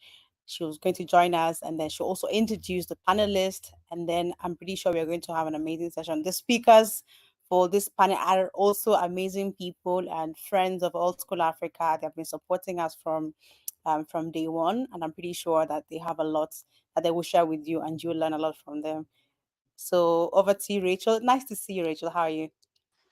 Hi, Tavi. Good to see you. How are you doing? I am good, and you? Ah, I'm okay. It's been a long day, but yeah, All yeah, yeah, right. yeah. Hi, thank you so much for having me. Hi everyone. My name is Rachel. It's really great to be here. Uh, for those who have graduated, I think who graduated like a week or 2 weeks ago. Congratulations, congratulations. So welcome to the All Schools first career fair. It's been in the works for some time, and I'm so excited to be here and to have two super amazing people who have been instrumental towards our journey, who have been supportive every step of the way, and they have ensured that whatever we're building, the quality of outputs at all school is top tier. So, allow me to bring up two amazing speakers, James Fower and Prosper Otemoyoa. So, I'm just going to introduce them briefly. James Fower is a technology innovation leader with over 22 years of experience, of industry experience. He currently works at Here Technologies in the US as a senior principal research engineer, contributing to product innovation, designing and deploying algorithms in data science, AI, and operations research to solve problems within map, navigation, real-time traffic support towards ensuring that smart cities, self-driving cars, logistics, and last-mile delivery processes are as efficient as possible. James is a prolific innovator and inventor with over 80 US patents. 80 US patents, guys. And he got special recognition in the year of 2018 with the award of Super Inventor in the company. Previously, he worked as technical lead at Nokia West Africa and VAS developer at Airtel Nigeria. When he is not working, he enjoys supporting with talent discovery, mentoring individuals for career growth, and also just doing tech evangelism startup advisory. He has co-founded multiple companies, including Mobile Monday Nigeria. Visionary, he's the visionary founder of iCube Labs. He's an investor and an advisor at TechPoint Africa and My Service Agents. He also supports several talent development programs such as ours, right, at Old School and Tech Club Africa. Hi, James. Hi, Mr. Fowler. It's so good to have you here. Good to see you. So Mr. Oh, Fowler has been good to part of see the you. family for a while. Can you hear me? Yes, can you hear me? Yes, I can hear you. Great. Yeah. Good to see you. Yeah. Good to connect with Likewise, us. likewise. I know. Great to have you here. Mr. Fowler has been part of the family for a while, and I think for people who don't know, he is Adewale's mentor. So all of the amazing stuff that you Sam- are enjoying from, it's part of his amazing work that he has done within the past 20 something years. So thank you so much for joining us and sharing your wealth of experience here. Up next, we have Prosper. So Prosper sent a very humble bio. So I'm sorry, Prosper, I am not going to stick to that bio that you sent. So Prosper Otemuyiwa is an open source engineer. He's the co-founder of Eden Life, and he's a startup investor. But what a lot of people don't know about Prosper is that, or maybe Prosper is trying to hide from his current bio that he shared, is that he co-founded For Loop Africa, which is the largest developer community in Africa. He also has supported in building Eden Life, which is focused on improving the quality of lives of Nigerians. Prosper loves soft life, so if Nigerians are going to live soft life, Eden Life is the way, right? Prosper has been one of Prosper was one of the key people who supported in training Andela engineers. So all of the amazing stuff you've heard about Andela engineers, Prosper was at the core of making that happen. And he is one of the amazing technology advocates. There's this thing that he does, I think, at the start of every day. Um, it's a simple tweet, but then honestly, it motivates me every day. goes along the lines of it's a new day, another opportunity to be world class, right? And then there are different variations of it, but it's just nice to be able to be reminded that it's another day. Go out there and do amazing stuff. Uh, I'm going to try to keep it as short as possible so that so I don't overdo it and allow Prosper to also give his own brief introduction while he's speaking. Hi, Prosper. Great to have you here. Hi, Rachel. Thank you for the introduction. Good to see Really, you. Good to see you. thank you for bringing me here again. Like, I know, don't worry. Everywhere that we're doing something, we definitely have to bring you. Hi, Prosper. Hi, nice to meet you, my Oga. I mean, it's really nice to be on the Connect same. you on this platform. Yeah, it's an honor to be on the same platform with you right now. Okay, yeah, thank you so much for joining us. So today we're going to be talking about tech entrepreneurship and innovating within companies. Now, the two of you have done really amazing stuff within the Nigerian or African tech ecosystem, but you're also doing amazingly within, like, even outside the country at several tech companies. And we thought we have students who so I think over the past, alt school is turning 3 next year, next month, which is exciting. And we have been tracking the number of students who come to us, why they come to us. And some of the things we've noticed is while a lot of people come to us because they want to learn tech skills so they can get a job, we also have a very good percentage of our students who come to us because they want to go and start their own thing, right? Or they want to be this unique employee within a company. They want to be the shining star. They want to be the innovator. They're upskilling because they believe that if they upskill, they could provide better value to their companies, right? And you two have been at the forefront of innovation in one way or another. So we thought let's bring the OGs that we know to be part of this conversation. So, Prosper, do you want to kick us off with why did you start Eden Life? Okay, that's a very good question. So I think I have two answers for that. There's the short answer and there's the long answer. The short answer is that somebody dragged me to start the company. I was not interested in starting a company. That's just the short answer.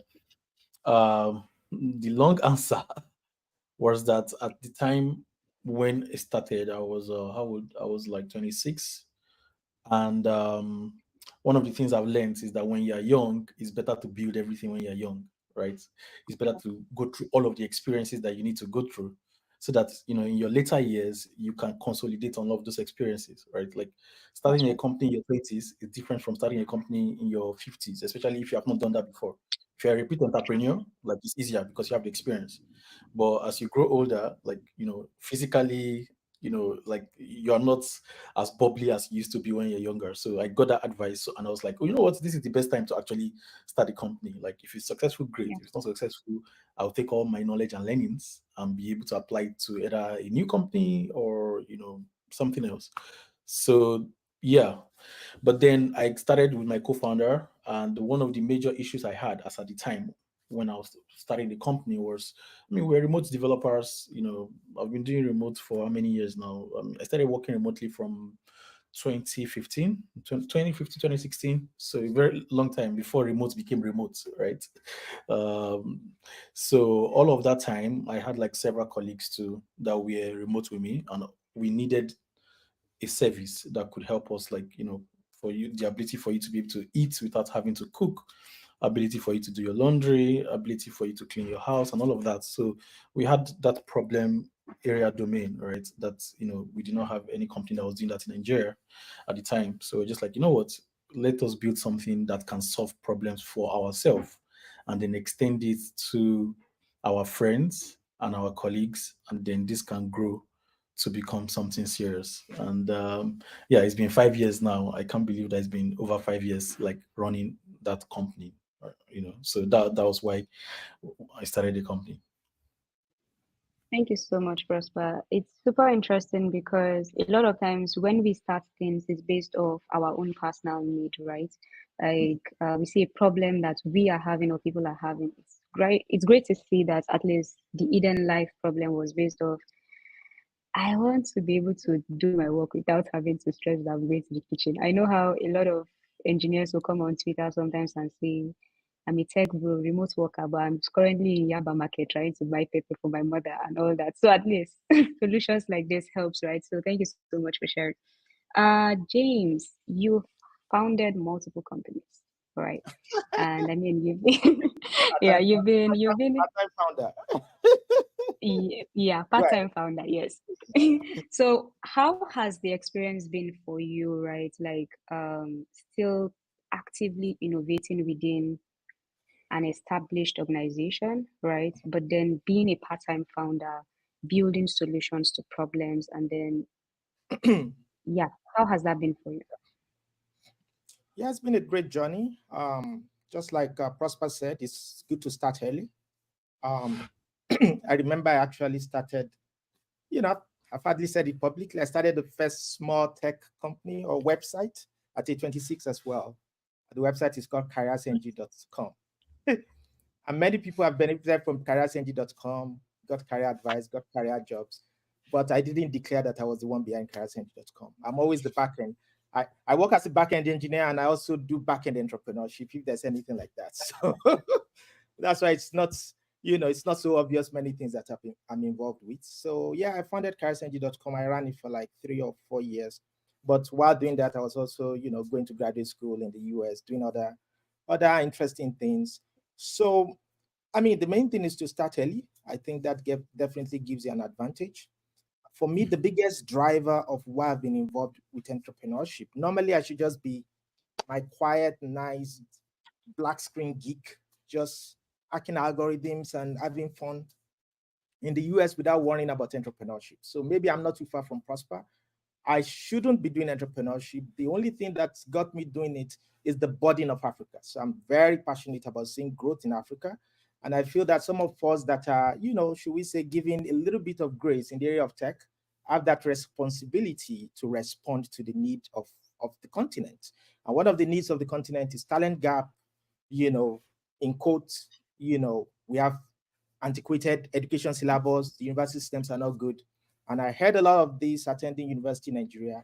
I experienced a lot of this. And when I started getting a little bit more mature, getting to like around age 30, I started asking myself the question, do you want to stay in the complaining group or you want to join the solutions group? So I decided to join the solutions group. And I feel that technology is one of those things that can truly transform Africa. And, I have a little bit of understanding in this area, started very early, been learning programming since, I was kind of like since year 2000, thereabout, learning C++, doing stuff. Well, I was literally borrowing computers to learn programming, storing it in diskettes and everything. So the thing is, how can I pour that knowledge back to my people, especially getting exposure in America and seeing sometimes you don't know how far behind you are until you experience some other culture, So I've shared some of this story before. The first Google I/O event that happened in year 2008, I was actually privileged to be there at that first event. I even had the privilege to meet Larry Page live. I was eating cake. I had to eat cake and say, Alpha, what's happening? I'm a techie from Africa, if there's anything like that. And I was shocked that at Google I/O event 2008, there were only 5 Black people there. 5.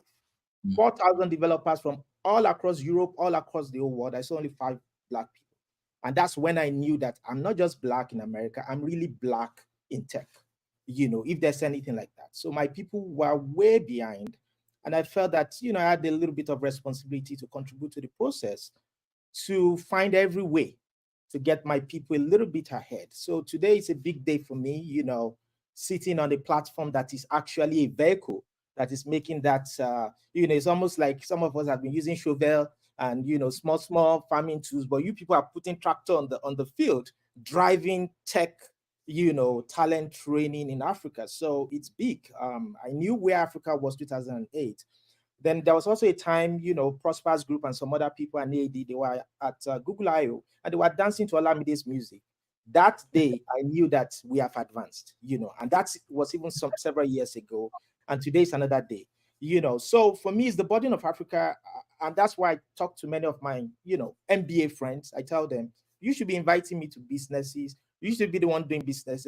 I'm just a geek, but I couldn't close my eyes, to my people in Africa. We had to just do something. So that's many of the so-called founded organizations you see in my profile is driving towards the same goal: get my people, tech skills, get them going. So that's why I got involved with a few friends on Mobile Monday Nigeria, which was one of those early Nigerian tech ecosystem platform. Many, in those days, students would be in school and all they do is they hear about engineers in the company. They don't have access to any engineer. Like you go through Nigerian university, I went through that. I never met any professional all through school. It's just that simple. Now today you have GDG on campus, you have different things, but there used to be zero. So some of us had to get this process started. Go find those kids. Don't say they are on serious. Nigerian youth are always lazy, right? Every next generation is lazy until you bet on them and give them a chance. So we started Mobile Monday. We see students from Covenant, students from Unilag, different places. They come there, they come to Ikoyi, they are able to meet top MDs and C-level people in MTN, in Nokia. I was working at Nokia Nigeria at that time. So we were able to use a little bit of that influence to get Nokia even supporting some of our programs. There was a lot of ecosystem activities in those early days around 2010, 2011, 2012. So we got that started. And that's just one of those initiatives. There are many of them, so I wouldn't take too much time, but many of them are driving towards the burden of get things going. Of course, I mean, if I want to talk about IQ Labs, that's even big, So that's a big one, which literally trained several early, top tier software engineers in the ecosystem, and many of them have contributed to many of the companies. I mean, there was a day I saw in iCube. Like 5 engineers had disappeared. What happened? Kunga hired them. And then that was the first time Kunga started having the opportunity to have Nigerian engineering team rather than, foreign engineering team in those days. But when that happened, I was happy because that was the goal. The goal was to, if you see Nigerian university students as raw material or crude oil, we needed to put a refinery system into it. That's what IQ was doing, refining natural talent, turning them to world-class engineers and stuff like that. So that was going on. So the social impact was good. Then the pipeline to continue to make that happen continued with iCube Labs and many other people are doing that in the company. So that also led to, involving in TechPoint and many other things that has helped the ecosystem. So I'll stop there. Yeah. Thank you so much for that extensive description as to how that experience has been for you. I mean, a lot of people don't know that when you start something, it could start super small, but then what you're doing is building an experience that opens up an entire ecosystem, right? Yeah. I mean, I'm sure when you were at that event in 2008, you're like, okay, if I can just get maybe like 100 Africans or Black people to be part of this next event. But right now we have thousands of Black people attending, even from Africa alone, right? Or from other parts of the world attending Google I/O. And it just starts with a dream. Your dream, Prosper's dream, like different people just having that little dream. We don't celebrate our progress enough because the environment is not encouraging. The hope level in Nigeria is so low. But when you look at the delta, we are not great, but we used to be minus infinity, if there's anything like that. So now we are close to zero. So even though we're zero, do the arithmetic. We've made great progress. Prosper can attest. Prosper used to be a young Portuguese ecosystem. Now it's literally a legendary person that has done so much evangelism and great work in the ecosystem. So we need to communicate our progress more rather than complain only. The complaints are important as well. I'm not minimizing our challenges, but let's also celebrate progress because you guys are doing great and amazing work, AltSchool and many others. Thank you so much. Thank you. Prosper, the first time I met you, I'm not sure you can remember, but the first time I met you was at Hack Juice. This was well, So that was the first time I met you, and I think it was super interesting meeting people who were doing super amazing stuff at the time. And I think the whole concept around Hack Just was empowering young people to build solutions, right, towards like problems in their own community. And even from that, I think one of the things that stuck for me from that engagement with you, we didn't talk, right? But then it was like I didn't even meet you at that event. First, I was like, oh, this Oga high and mighty and all of that. But it's nice. Like, I feel honored to be here. And I think the best part is, I think there was something you sort of pointed out with a lot of the solutions that were built there, including, I think, with Ahmed. There was this Ahmed guy. Uh, Koshi. yeah, Mm. yes, and Merukoshi, and then with, I think there's this someone from budget and all that. But something you kept pointing out was people need to build solutions that work, right? Is that if it doesn't work, why are you building it? So my next question to you would be, how do people filter out what solution actually works? Because everyone can start a business, everyone can start building a product, everyone can say, oh, this solution makes sense, this solution makes sense. What differentiates a solution from a one more random solution to an innovative solution that can actually change the experience of people? Because what every solution is trying to do is sell an experience, right? Is trying to give each user of that product an experience. So my question is, how do you differentiate from just a random, one more random idea, and then an innovative idea?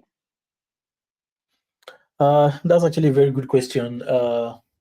Because I feel like I have so many examples to give. Just looking at everything that's happened in our tech ecosystem in the past 5 to 6 years, right? And in the startup ecosystem, 5 years is a very long time, right? It's a long time, because you see companies that have started, you see companies that shut down, you see new companies that have also started within that period. And one of the ways to easily differentiate it is when you have an idea, which all of us do have, right? Like, especially, let me come into, like, software engineers and designers. As you're learning this, right, for the graduates today, I'm sure as you even, as you learned this, or when you were doing your coursework, whatever, like in the curriculum, you had ideas about things you wanted to build, even things you just wanted to build, jokingly. And then you're like, oh, what if I could turn this thing into something serious, right? Like, that's how everything starts, right? You just have this good idea. But the crazy thing is that every idea you have, somebody has also already had it. Like, it's not special. Let me just quickly debunk that one right now. Any idea that you have, somebody has already thought of it too, right? The only difference between your own idea and the idea that somebody else has thought about is the execution of that idea. So that's why sometimes you see a company running, you're like, I was thinking about this 4 years ago. We didn't have anything like this, and now we have that, right? So because people, like, for example, when we started Eden, that was the same thing too. Like, some people have already had that idea before, but because putting that idea together to become a workable solution involved like a lot of moving parts. So some tried, some failed, many did not try. They're just like, you know what, I'm going to think about it. And then Eden started, and then like 1 year after, like, we had customers that used to tell us that I actually wanted to build this solution. So I'm happy that you guys have actually built this, right? And it was a testament to the fact that what we are doing was a solution for people, not just an idea. So one of the quick ways to quickly validate something is, when you have that idea, again, when you have that idea, quickly talk to people around you. First, talk to your friends about it. I mean, your friends will joke a lot. Your friends will easily tell you the truth. Let's not lie, right? In fact, most times when we have ideas, we like to run away from our friends because they will tell us the hard truth about the idea, and then go and meet other people that we probably, due to some respect or anything, be like, oh my God, that's really amazing. Meanwhile, in their mind, they're like, wait till this guy they talk. This makes no sense. But they will not tell you the truth. So first of all, talk to your friends, right? After talking to your friends, if you have a community of people, maybe like, for example, you're a Slack group, or just one of the things I've seen is that people like to hide their idea because they believe that if I tell people my idea, somebody will run away with it, right? True. When you tell people your idea, some people might go and start it. But again, it is in the execution, right? Before Facebook, we had a lot of people that had the idea of Facebook, right? We had MySpace, we had friends, like people. But when Facebook started, Facebook is the one existing now, right? And now we have even moved on to other things, and we can go on like that, right? A very good example is we used to have what do you call it? Everybody used to use Jumia Foods, right? Look at Chowdeck, right? Eden started before Chowdeck. Chowdeck started how many years ago? 2.5, right? Chowdeck is doing exactly what Jumia Food is doing, but guess who is using who now? Almost everybody is using Chowdeck. right? So at the end of the day, what really matters is validate that idea with a few friends. Talk to your, if you have mentors, talk to them about it. If you also have like peer group, right? One of the things I like to advise people, apart from having your friends, have a peer group of people that you talk with every time. Like I have people I talk with, like all of us are almost like on the same level, right? In our career. So apart from talking to mentors, because sometimes your mentors can be how do I like to put it? Like see Mr. Fowe now, right? It's he can be my mentor, or he's like somebody's mentor, but Mr. Fowe too is like way advanced than me. Like it's also it's in a different generation. I'm in a different generation, right? That's the truth. So he's giving great ideas, but he's also sometimes working from his own perspective of the generation. And sometimes your own peer is to help you level up with your own generation, right? So a mix of the two is just perfect. So you take the OG advice and you take the advice of the current situation. It's almost like when you're dealing with what do you call them? For me, I'm a millennial. You are dealing with Gen Z. The things that work for me as a millennial will never work for Gen Z. It's not possible, right? I'm not active on TikTok. I'm very active on Twitter. But then the Gen Zs are very active on TikTok. And TikTok is literally a marketing tool and campaign for generating leads in different companies these days. So if I want to make use of that, I have to go and actually talk to a Gen Z.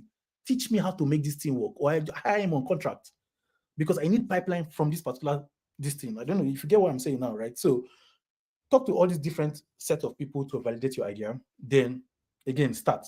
You can start very small. Always start with a very small stuff. It doesn't have to be a company yet. It can be a small project. It can be a side project. It can be an open source project, right?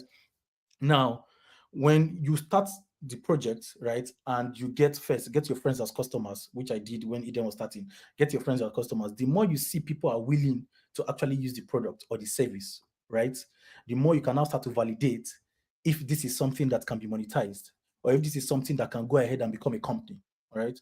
I don't even advise people to just start a company because sometimes people just start and say, oh yeah, I've registered a company. What am I going to do now? That's sometimes that's weird. But like start it as a normal service or a project. The good thing about our role and our community or this particular field we are in is that it is permissionless. You don't need to have a PhD or all those things to start things. See AI, for example. 10 years ago, people had to have PhD to work in a machine learning field. Now, literally the next guy on the street is an AI engineer, right? Because they have the ability to use cloud Sonnet, you have the ability to use OpenAI, you have the ability to use Together AI, you have the ability to use the Facebook open source models. They're all over. So you can bring them together, and before you know it, you have created a new startup, you have created a new service for people to use. So start with that validation of the MVP. Get your friends to use it, tweet about it, talk about it. If you can get to conferences, talk about it as well, and get people's ideas. The moment people start taking it serious, like of course you are looking at people that are registering, right? Or people want to pay for it, then that's when you now say, okay, you know what? This thing looks like something that can become a company, right? A very good example is Paystack. When we used to build applications back then, it was InterSwitch we all used. InterSwitch was the major, I don't know, Mr. Foy can testify to this. InterSwitch was the major Then you have platform. to pay an amount for InterSwitch. Yes, you have to pay 150,000 naira. 150K. Like, yes, 150K. Imagine telling a developer from old school now that need to add payment to a product and telling them you have to pay 150K first before you can have access to the SDK. They will look at me as crazy. But then that's what we used to do back then. That's what we used to do. We have to go and pay 150K to InterSwitch. InterSwitch will now email you the documentation of the API, the payment API. Then as you're integrating, if you have any issues, you have to be emailing them back and forth. It was crazy, but that was the norm. All of us were used to it, right? And then Paystack, just FYI, the founders of Paystack, Shola and Ezra, they graduated from my school, so I'm very proud of them. I went to Babcock. They too went to Babcock. They were my seniors. So they graduated, and one of the ways they turned their project, it was a side project, into Paystack was Shola was a consultant, right? Shola was integrating a project, and they had access to certain payment SDKs from banks. And then they were talking to this other person. I don't know, some of you might know him, Owoye. Owoye is one of the big ecosystem guys too that has helped different startups. And Owoye was the one that told them that, bros, this thing that you are doing is literally something that can become a company, right? Like you have this API, you can charge this API, and then you can get the response, right? What if you turn this into a service where nobody has to pay 150K anymore, right? Create a website, release documentation, let other people create an interface, an API, let other people be able to use this SDK without us paying any money. And that's exactly what Paystack did. Paystack, I remember when Paystack started, it was in 2016. I was the person that built the first SDK package, PHP SDK for Paystack. I think it's still online. Many people still use it. It's on my GitHub profile. You can check it. The Laravel Paystack package. I built that before they even built their own internal PHP package that they started recommending for people, right? So when they started, they just created that documentation. They did it. There were a lot of bugs. We used to report bugs back then, right? But then look at Paystack now. Paystack has gone, literally, acquired by Stripe. It's literally what everybody wants to use. People either use Paystack or use Flutterwave, right? So you can see it has gone from just someone working on a side project to validating that it can become a company, then creating a company, and then treating it as something that is a company, right? So that's how you know the difference between an idea and something that is a solution that can serve people. The moment people start getting interested in your side project, or you see something, people are interested, people are ready to pay for it, that's something that can become a serious solution or become a company, because now people are actually interested in using it, right? And I can give you examples too. Even Chowdeck, right? When Chowdeck started, I remember when Chowdeck started. In fact, I was using the app before a lot of people started using the app. It was just, oh, Prosper, try our app. Everybody tried the app, and then I tried it. I was like, this is nice, right? In fact, one small thing that a lot of people did not know that I will say on this call is that people told me like to come and invest in Chowdeck, right? And then at the time I was like, why will I invest in Chowdeck? We have Jumia food. What do you want to do that is different? Till tomorrow, I regret that decision. But that's life, right? Because I was using the app and it made sense, but that time it was not even the way it was. So just it still had some small bugs. So just small. You could only order from like 2 locations. I think you could order from Ikeja. I could order from Yaba. Those were the 2 locations they allowed because of logistics and all of that, right? But they started small too. But look at them now in just how many years? 2.5 years, right? So at the end of the day, that's how you differentiate between an idea and a solution. The moment people are able to validate it, the moment your friends can start using it, the moment people can start using it before it becomes what everybody knows about, it has gone already now from idea to solution. Then you create a company, you start talking about it, you speak about it, you get people to try it, start charging customers, and that's it. Before you know it, it becomes a solution, it becomes a company, it becomes a service. And then again, it doesn't have to be one of the ways I've seen people think about building companies is that, this company has to be a company that has to last for 10 years. That's you don't have to think about it that way again. Like these days, there are different ways to run a company. Like you can build a company or service that can stay for 2 years and be acquired. Like you can give yourself a timeline. If this thing doesn't work within 2 or 3 years, I'm going to do something else. If this doesn't work here, I'm going to do this thing. Like you can be somebody that does multiple stuff, like Mr. Fowe. You can be somebody that wants to do something for a very long time.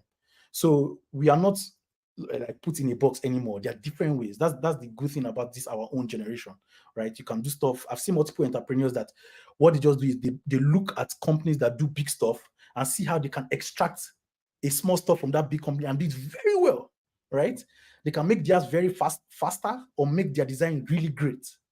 And people just be like, I've been suffering using this big software. Let me just use this one that just makes this stuff. The UI is really nice, and that's it. They focus on that. Before you know it, the bigger companies like, let me acquire you guys now. Or somebody else has bought the solution or something like that. That's what happens these days. So that's how I can explain, taking something from just a random idea to a solution and to even something that becomes like profitable or something that you become very well known for. So I'm sorry I've talked too Yeah, much, but thank you. very interesting question. Please, you're allowed to talk so much. Hello. Thank you so much.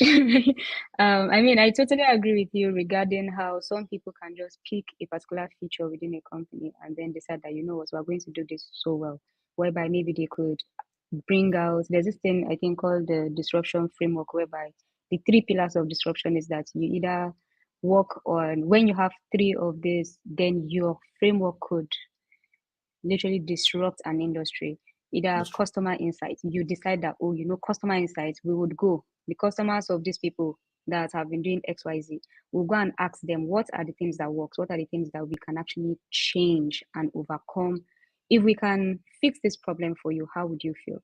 Then you have the value chain, is that if you can place yourself within the value chain, that is your supplier, you as a distributor, the manufacturer, and all of that. If you can get all of those aligned, where maybe you're offering a cheaper service but then at a better quality, And finally, Exactly. if you have technology and you add to that, like you have a disruptive product Yes. already, is now how you can go out there and then validate it. Because sometimes you could have a disruptive product and it may not be time for it, right? There are some products that it's not even their time, right? True. So, but True. I mean, like Prosper said, you could try it out for a few years. If you know work, either you pause or you sell it up to someone who has money and time to invest into it, and then go on to build other things. Thank you so much, Prosper. Mr. Fowen, you've been working at concurrently working within established companies and also within the startup ecosystem. I feel it takes a certain level of skill to do that because with established companies, there is structure, there is bureaucracy and all of that. That everybody says they want to work at established companies, but then they still want to be able to go in and do the innovation of startup with the energy, agile energy and all of that. So those are two things that you are managing so well and doing really amazing at, because I mean you have 80 patents, right? So how do you how do you stay innovative? How do you stay within that space of, you know what, I am going to do things that are different. I'm going to do things that can change the world, regardless of the environment I'm in. My environment may be slow, but I am going to stay fast paced. I know that there's a mindset part, but I want to believe that it's beyond mindset. So please share, Uh-huh. what are other ways that you stay ahead of the curve while Yeah, being in an established company? yeah, it's a very powerful and good question. It's like I have the answers in layers, almost 5 layers. So I will just share a small thoughts that was going on in my head. Then I go to the next layer. Then I go to finally I will answer the question. So I was just thinking about building a tech career that it's like joining a moving train, and then you're like, why you are still reading about the next car of the train? Should I join this one? The train has moved. Then you are still reading. The thing is, when you read and you update yourself about tech, and you're like, this is it. Just when you are done learning about it, it just moved. So you are right there. The train will never stop for you, but you must join the train. So now you have two options. Should you join the next car or take an Okada, chase the car that you thought you were going to join and jump inside it? So that's the nature of the career of tech. So I'm giving people perspective so that they understand how dynamic our industry is, how non-boring it is, and how disruptive it can be. Because some people are so structured and so organized. They are coming from the accounting industry. Some people are coming from FMCG. They want to join tech. They took another school course. This tech thing is changing. They've laid off everybody. What do we do now? Well, it's a moving train and it's a crazy one. But don't worry, it's an infinite train. So the train is not going to end. A car is always coming that you can join. If you can imagine that story. So then the next layer is, how do you stay innovative? You see, you must have, it's not about mindset, but there's one mindset that is important. You must have the mindset of someone who is joining an environment to have fun. If you're not finding fun in tech, then I feel like you're losing some of the best benefits of this industry. Tech is okay paying. I wouldn't say the highest paying, but okay paying. But if payment and making money is your goal and you lose the fun, then you just came to punish yourself. So you must find a way to get into fun and then get into pay after. You see, don't reverse it or else you're going to be stressed. So how do you get into fun? See the tech industry as you're joining a beautiful garden and there's so many fruits. You want to taste things around, have fun, just like the previous session and the previous speaker said. Try different things, try different vegetables and stuff, and see it as a garden where you can flow and learn from people. Don't be isolated in your small career title and stuff.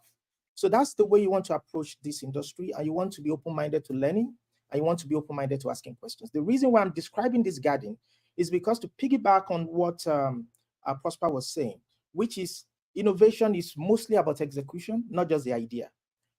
But execution is harder if you are not around the right people. And you cannot be around the right people if you've not been engaging the right, events and projects and exercises originally. So the way to do it is to maximize your surface area of network and the right people that you can brainstorm your right ideas with. And to do that, you need to have the mentality of ownership and be open-minded. And you must have the goal of saying, I want to have fun in this industry by learning wild. You learn wide, and then you ask questions, and you must have that curiosity to find your own niche that makes you have fun. I mentor a few people, and many of them, they're always saying, oh, how can I get the reigning job title, the fastest job? There are many reigning job titles that the thing don't, there used to be, oh, I've forgotten. Yeah. It's so gone that I've even forgotten its name. But some people know the days of JVM, this Java. You remember those days, this this JVM interface that used to load on the Yep. browser before Yeah. and many developers they were riding on that wave, but it came and went. Who knows JVM. anybody? I started with Perl, programming language. Nobody talks about Perl anymore. You wrote the PHP wave. Now PHP self, we are struggling, because the JavaScript people have taken over. It's everywhere. Yeah. So you have to be willing to learn. You have to be willing to move dynamically. So what has been driving and the reason why I said this is important is that many of the corporate jobs that I have, none of them are coincidences. All of them are intentional. Because I want to have fun, I would choose a job that pays less than a job that pays more, but there's no fun. You see, so nothing just happens. Career is a long journey. You have to choose to have fun, but you must choose your comfort area. Some people, they are into sales, some people is business development. But whatever you do, whatever contribution you're making in tech, ensure that your goal is to have fun. So many of the jobs I've been taking, my goal, there was a time I was working in an IT company. They were actually going to pay me more at that time, but I saw the opportunity to join V-Mobile. It was V-Mobile Nigeria at that time. And I saw the opportunity to join it because I was going to be able to learn about telecoms and everything. And I chose to join V-Mobile back then. And my salary, people thought I was a big boy, but my salary at V-Mobile was 78,000 naira per month, take home after tax. But we were still big boys with that anyway, back in the days. So this was 2005. So I was able to join V-Mobile at that time, got experience with telecom, started learning and everything. I'm giving people in so that they understand that fun and great career doesn't come for free. Sometimes you have to make sacrifices. I ignored opportunities to work at Zenith Bank in those days, and they were paying more, ignored other opportunities, chose the V-Mobile one because it was going to be a department called the Value-Added Services, which was the internet protocol and the future of telecoms. That's what gives you data today, gives you SMS services today, gives you all those ring back, tone, call back. So I was working in that department. I was able to learn. I was able to network. I had a larger surface area of meeting big guys that taught me a lot, and I was able to learn and grow that. So be conscious of your career choices. The fact that, oh, that company is going to pay more. Everything is pay. I don't understand it. When I'm talking to people, pay. And you're in the tech industry. I don't understand it. You're meant to join us to have fun. Fun first.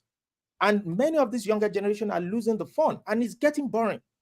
Like I tweeted, I'm like, who is having fun with some data and machine learning using local data in Nigeria? Nobody responded. I'm like, is anybody still having fun? So I'm just like, well, sometimes you need to rest and just take it easy. So for a few years now, I've been taking it easy. These people, you can't stress me. Because at the end of the day, you meant to have fun, and we're still at the very early phase of tech in Africa. So I don't want to see foreign data sets anymore when you're talking machine learning. I want to see local data. Show me the local data. Show me what you're doing with machine learning after you've done all your fancy Coursera, and show me something exciting. I'm just asking a young 20-something-year-old Nigeria to show me something, just get me excited. That's all. But I shouldn't be the one to come and do that, right? So that's kind of the vibe. So you have to be that experimenter, not like, what would they pay me? What are they doing there? Once you start getting those kind of mentors, you're going to get burnt out. I am telling you, because finally you get that job. By the time to get into the middle of your career, there is storm that comes, and many people are feeling that storm right now.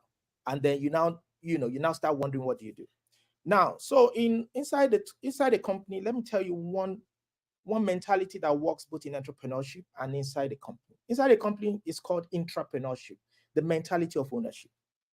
That word ownership, whatever it is, read about it, meditate on it, imbibe it in your chest, because that's what makes you a leader. That's what makes you an entrepreneur. At the same way, when you're working in a corporate company, don't just say, oh, I do what they ask me to do.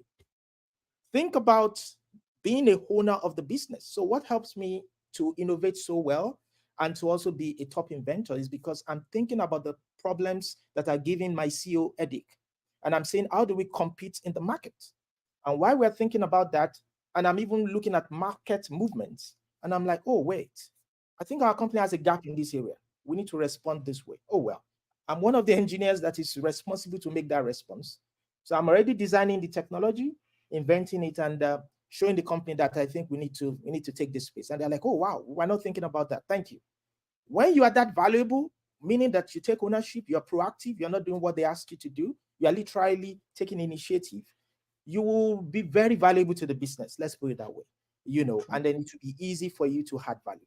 So it's the same. So that's one trait or that works both inside a corporate, highly structured company and also in entrepreneurship. And I also want to correct the impression that people think 9 to 5 is boring. If it's boring, some of us will not be doing it for that long. The reason why 9 to 5 is boring for many people is that they optimize for the wrong thing. They don't optimize for fun. They optimize for salary. They jump into the jobs that don't match. And then now it's stressful.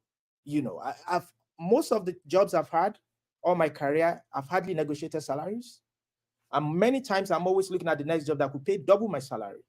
But I always choose fun. But when you have so much fun and you're so valuable, someone will come and beg you and say, please come and take more money. You are too valuable. So you're you're focusing on being so valuable. And it's eventually that money might lag a few years, but it will come. But you will be having fun all the time. So when I joined the tech industry, I asked myself, did Okosha will play football? And he will balloon the ball and we'll be laughing. I'm like, this guy's having fun. And he's being paid millions. Same thing with Messi. So that's the way you want to approach the tech industry. You want to have fun and yet get paid. So find your fun first and then get into the groove. The money will eventually come. It's tech. Don't worry. The money will come. Yep.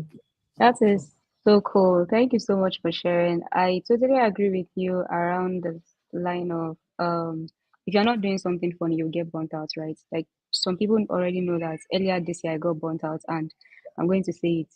It was because I went and did what was it called? Last year I was doing operations and I thought it was going to be great. And guys, it was not great for me actually.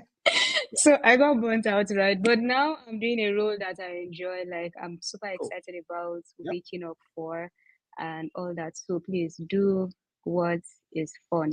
So as we start to wrap up, please, if you have questions, please drop it within the Q&A box. But Prosper,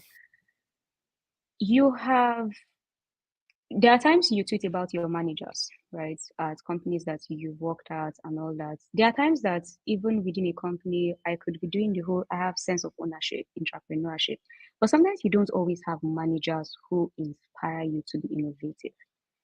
So, or maybe you are innovative, you are trying to push and all of that. So sometimes I tell people that managing up is the best way to grow, especially in a company, right? Like, what are some things, maybe like 2 or 3 things that you've done, maybe based on your own experience, that has been a form of managing up, that has allowed you to show your manager that, see, there are better ways to do this without being disrespectful, right? Or without making it seem like, I feel like the tech ecosystem allows, just like we said earlier, it's tech ecosystem, you don't actually have to ask for permission to do a lot of things, because if you're able to do something and then prove that, see, this works, people will jump on it, right? But what are some ways that you have been able to manage up when maybe you have a manager that is more comfortable and is not as innovative as you are?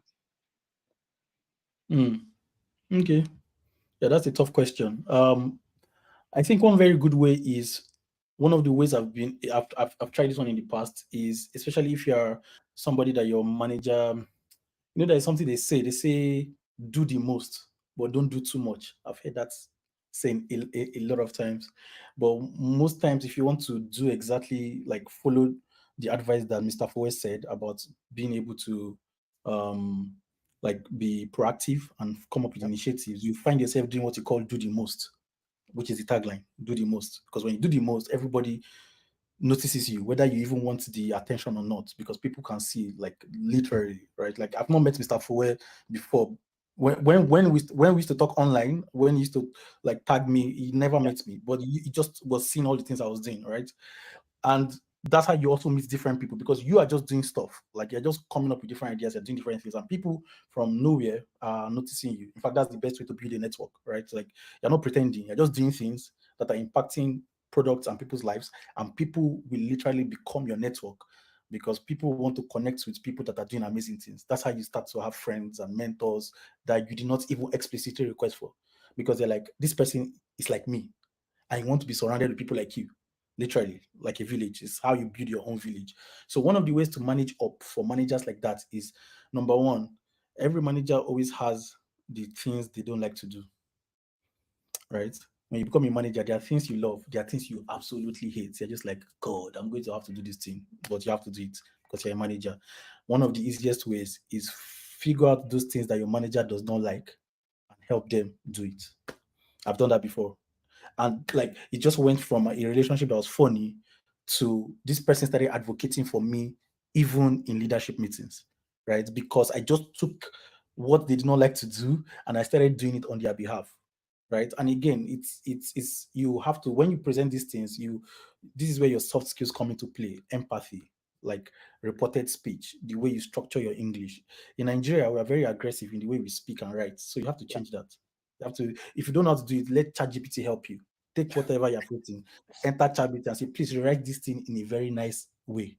ChatGPT will help you to write it in a way that has empathy. I've done it several times because Nigerians were very direct. So if you're talking to a fellow Nigerian, the Nigerian will understand you and say, I understand what this person is saying. But if you're talking to maybe a white person or somebody, be like, this person is insulting. What's going on here? Like because it's weird, right? Nigerians were very direct. I think Americans too, sometimes they have that culture, but if you're in the UK, it's different. People like to merry-go-round. They don't like to tell themselves the truth. So again, be very careful the way you present it.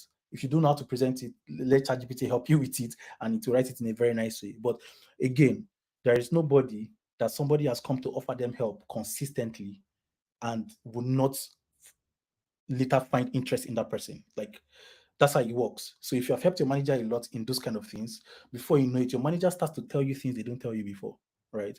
And then you start to ask yourself, oh wow, am I in the inner circle now? Because there are things that they don't let you know before. There are things you're not even privy to. Maybe they're about to have a meeting tomorrow and they want to lay off. You already know about the layoff before other people. Yeah, and people are like, how did you know about that? You know, but because you have unconsciously put yourself in a position where your manager now is almost like having a favorite, right? If you lead a team, I've led several teams.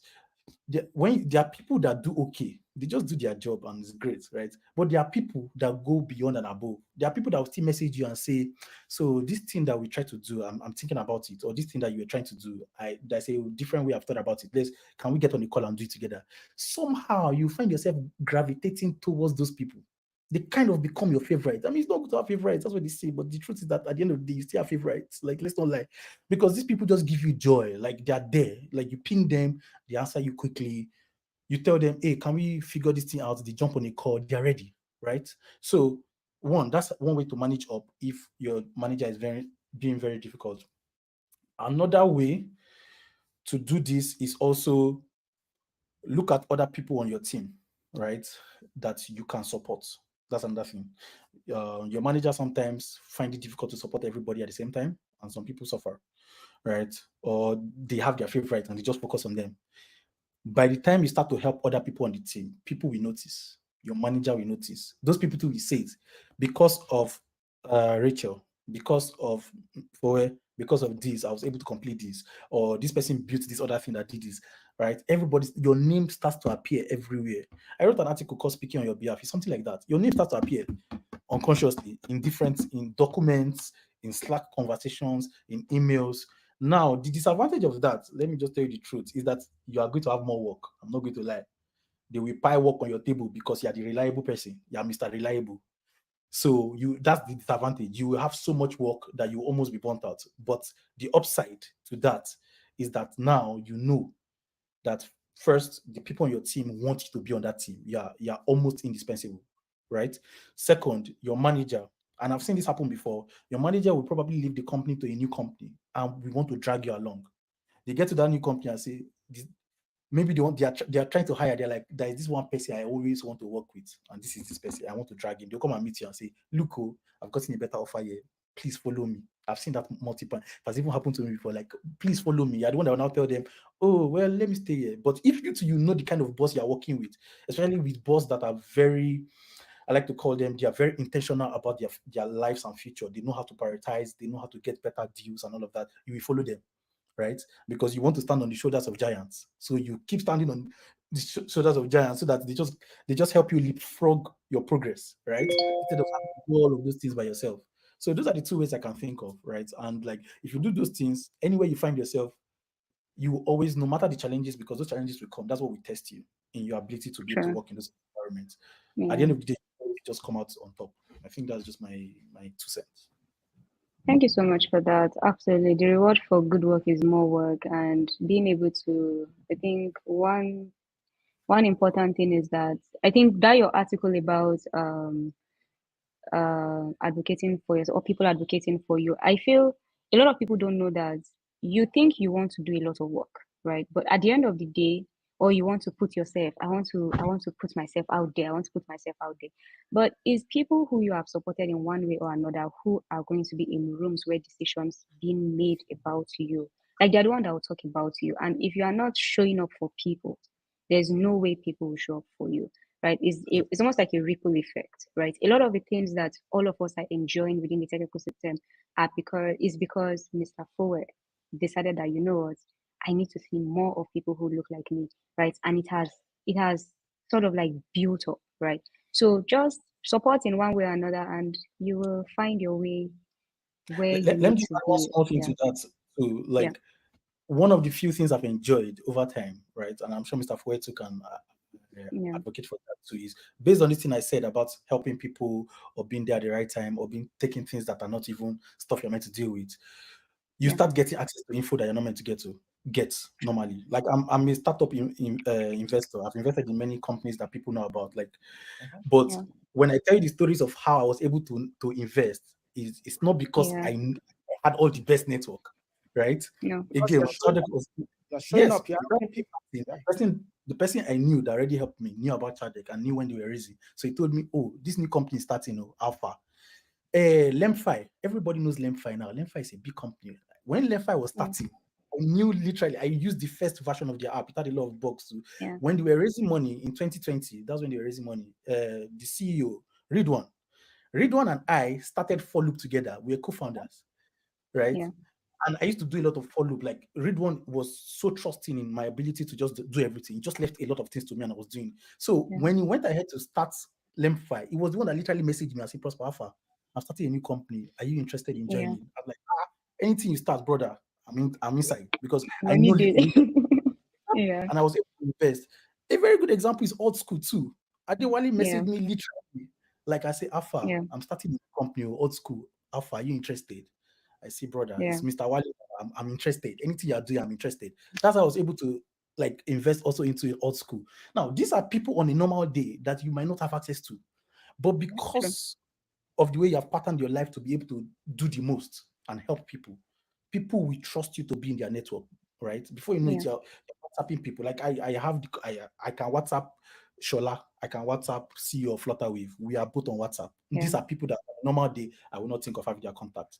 But because true. somehow I've done things in the ecosystem, I've done things in my own like wherever I'm working, these people are ready to talk to me. Alpha, Prosper, are you ready for this? Are you in San Yeah, Francisco? Are you okay? Like, let's meet up, right? And I feel like for you guys that are graduating today, it's going to help you a lot. Please, like true. one of the greatest way Today. to is it today? So they graduated like People 2 weeks, graduating. 2, 3 weeks ago. Oh, So today is the career fair post Oh, I see. graduation. So some Yeah, sets in our school just okay. graduated, right? yeah, Okay, that's nice. Yeah. Okay. So yeah, that's just one of the best ways to leapfrog your career. So 5 years from yeah, now, the kind of network you have is based on like those kind Mhm. of things that you do throughout this period, right? yeah, And that true, will separate you from like even people that you guys knew yourself. You just be too far gone, and people be wondering, true. how did you get there? How did you know all these How people did that you're this talking to? person? Yeah. Just because I you mean, have been True. doing. everything Prosper said, I Yeah, have several years of corporate work experience. They are all yeah, valid, and I'm, remembering different places. I've used some of that. You just have to yeah, do the most. You have to be Do the reliable. yep. You have yeah, to allow your boss to sleep well at night. If you are the Yes. employee that your boss is like, I hope he will do it. I'm not sure. Should I remind him? That's where the problem is. You're Yeah. definitely going to have to do the most. You have to be reliable. You have to take Yeah. initiative. And that's why it's better you're having fun, because now you're going to get overloaded. You see, because the Yeah. best way to get ahead in this very competitive industry called tech is to really be doing the most at what you're doing, and people will eventually start speaking for you and they will see the value of what you're doing. So very True. important. Yeah, totally agree. Thank you so much. I think one thing that I wanted to add was that all of the jobs that I have, all of my roles, I haven't like applied for a single one. Like every single one was based off recommendation, and these were If you people are that I enjoying in did Nigeria, one thing or the it's good to work in Nigeria. These days, at it's this rate, based off recommendation. at this rate. Continue. Yeah, so it's based on recommendation. It's because you did something for someone and all Yeah. that. Like you don't network. A lot of people try to network because they're trying to get You something out of network it. with No, good you work. network because you want to do something for Yeah. people. And naturally they would introduce you to other people, right? Like there are times that the people that when I look at the people that I have connections, I'm like, okay, it's just grace, right? Some people say it's grace, but sometimes it's actually good work, right? There's grace, but there's preparation that before grace will come and put additional sizzle on it, right? So I'm going to take two questions quickly. Yeah, are there emerging tech areas that you would love to see young Nigerians focus on creating innovative businesses, like within those industries, Mr. Ford? There are two ways to innovate. You innovate with technology tools, you Yeah, innovate for a particular industry. Um, yeah, so I think technology tools, I will start with that first. I definitely want to see more people play in the data science and the machine learning application, not just yeah, learning. I've seen a lot of training and a lot of learning and a lot of courses. But I want to see machine learning powered products, and people should be having fun with it, and it should be local data. I definitely want to see that. So that's in the yeah, technology dimension, because when you do that, you inspire others. You're not just yeah, inspiring others, oh, I've learned this particular skill. Inspire others because I've built this great product with what I've learned. Because at the end of the day, if you're just skilling up and you're not building, then what's the point? And then the second one, in terms of industry, I wouldn't say I'm an industry expert, with the space in Nigeria, but I feel like there are definitely new opportunities. Should we say there are new opportunities beyond fintech? Because the last 5 years has been a Fintech. lot of tech momentum. So it's about time we turn the curve and start playing in new spaces. I'm a little bit biased. I will be excited to see things happening in the transportation industry space in Nigeria. So that will be an industry that some people can look at. So transportation is there. I think there's also education is just starting. EdTech is just starting. I would say let's have more. Let's have more Yeah. in it. So I would say transportation and EdTech. That would be nice to see. I not just nice to see. I feel like you're going to do well if you play in that area. But that's just my judgment. Some other local people might have better perspectives. Yep. yeah. Thank you so much, Mr. Fuller. Prosper, um, does you talked about like getting your idea validated, right? The question is around, is it that you must have traction or revenue before you can say your idea is validated, or could your idea be validated even if you don't have a lot of traction? So traction and revenue let me separate them, because there's some Yeah, products, right, that will not give you revenue early, true. right? But they'll give you So traction. yes, let's give an example of a type of dating platform, for example. I won't say Dot com Yeah, platform. yes, like a dating platform, right? So you look at the equivalent, for example, like TikTok, right? Imagine you're building like a localized version of TikTok, but for something else, right? That can gain traction. A lot of people can be using it, but there's no revenue, right? For the longest time, there won't be revenue. Then there are the ones that people can pay for from the start, right? Like a platform that offers a certain service, or after you have used it for like 1 or 2 months, you have to pay to continue having access, right? So there are two different things depending on the area you decide to go to, where you buy a product, the type of company you're trying to build, or the product. traction is the number one that is very important. The moment, like, I would define traction, I won't define traction as a lot of people. The moment you start, based on the type of product you have, the moment you start having, because there's something you call MAU, monthly active users, or you can do weekly active users, right? So know the total number of users on your platform and know the total number of people that are active week on week. You can always draw the graph, right? It's always good to track all those things. So week on week, are you having more people use the platform? So if in this week you have 5 people, that's fine. A very good example is Airbnb. When you go and look at their story of how they started, air, bread, bed, and breakfast, they had 2 people, maybe 3 people, right? The next week they had like 10 people. Then they went for this, they went for this program, right? And they distributed something that looked like conflicts. It was not conflicts, but something like that. And people registered in their platform. That's how they got more people, right? So week on week, it just kept on growing. Sometimes it might be slow. So sometimes you can do month on month. The moment it starts to grow, it's doubling, right? That means you're seeing traction. So it has gone from 10 now to 20 to 30 to 40 to 50. That's traction to 100. Then that's now giving you an idea of, okay, this is something I now need to take serious, right? Sometimes it might even just be the amount of resources. For example, you build something. I don't want to go into DevOps, but maybe you're using just one virtual machine. Like maybe you got one from DigitalOcean, one Droplet, one VPS. The moment you are starting to see that you are starting to exceed that limit, just because there are a lot of people interacting with that platform, then you know that this is a good problem, right? Like, okay, does this look like traction? Maybe, because now you're having to increase your resources because more people are trying to get in, right? And if that keeps going on and on, then you have something that is serious, right? So something like that looks like traction. Then sometimes it can be revenue, like people are starting to pay, or people are starting to tell you that they want to pay for it, right? You're not, like, as you're talking to people, more people are telling you, I want to pay. In fact, you're the one telling you, okay, please keep your money first because, like, I don't have this thing to be able to do it. That's traction. Because exactly now you're getting more people trying to pay for something that is not even as ready as you want it to be. Not even stable. Yeah. Exactly. It's not even stable yet. It's an experiment, and yet people are already taking it serious. That's how, like, products blow up. A very good example is Instagram, right? Instagram was Instagram until we started having, it was just there. It was just an app until we had the first really major star, which was what's her name? Kim Kardashian. Kim Kardashian had 1 million followers at the time, and then he started breaking Instagram because she had 1 million followers, right? Her feed and everything, people were following her, too many. So when she posts something, all the 1 million followers have to see it. Problem. But that was a good problem because it's like, what? We did not believe that somebody can have up to 1 million followers, right? So then it became a very, very serious conversation. There are so many examples like that, but because of time, but that's how you start to understand that type of traction. The moment you start to see things like that, or some people want to offer you more money than you think of, then you have something. Thank you so much. So, Savi, I'm going to work towards ending in the next 3 minutes because there's one important question because we have people who have graduated and all that. You've both talked about how the job market right now is crazy, and due to there's AI, there's a lot of things happening, and some people are asking, how can they crack the current job market? Because as much as the good thing about having edtech platforms is that something like old school is that we do this at scale. That means almost like we're decentralizing access to this talent, right?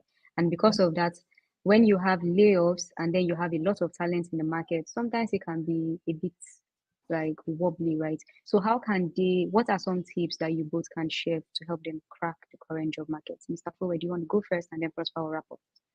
Yeah. Yeah. I was actually just thinking about it. Yeah.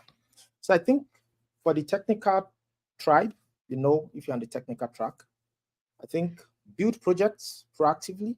You don't have to do technical projects it's not until you have a job before you can do technical projects. So build projects and do it publicly. Be proud of your project, share it publicly, let people see your technical progress. In fact, you should be quiet as a technical person after you've gotten a job. Now you're busy. But if you don't have a job, it's okay to build in the public and build great projects.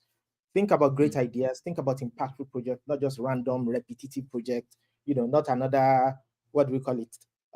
Scheduler app or something. Do something innovative and exciting, that's one. Then for the non-technical, which people now call the no-code tech group, more business inclined, the solution is network more. Network more, learn skills, add more to your skill portfolio, start communities, join communities, and show up, show that you're available to. There are actually many employers that don't know that you're looking for job, and I feel like we could be using social media a little better. People just dance a lot these days, which it's okay, but just make sure that you have a job before you are dancing on Twitter and TikTok. So I'm a different generation. Prioritize your job. While you're dancing, can you at least let people know these are the 5 skills I can offer a business, and I'm willing to get hired immediately? Use social media for that. So don't wait for job boards and say, is there a job? Be the one advertising your availability, and don't just say, my name is this and my BS is this. List out your skills. We want to see your skills and tell us what you've done with those skills. And then, I think people will hire you that way. And especially when you are on the marketing and sales side, we will not be surprised if we see that. But if you're on the technical side, you're a coder and everything, and you're just dancing, I'm like, what's going on? Show me the link, show me your project, show me what is exciting. So you want to learn and then do big projects and then publicize it. I think if you do that, because 2 things are increasing, publicity is increasing, skill level is increasing as you build. It's almost like you will continue to be too good to be ignored, and you will eventually get hired. So you just have to hustle, and I think the hardworking people will get hired. Yeah. Thank you so Yeah. much, Mr. Fuller. Prosper. Yeah, so what Mr. Poe said basically, right? Like you're increasing your visibility, right? By doing stuff. People like to say learn in public. Some people like to say build in public, right?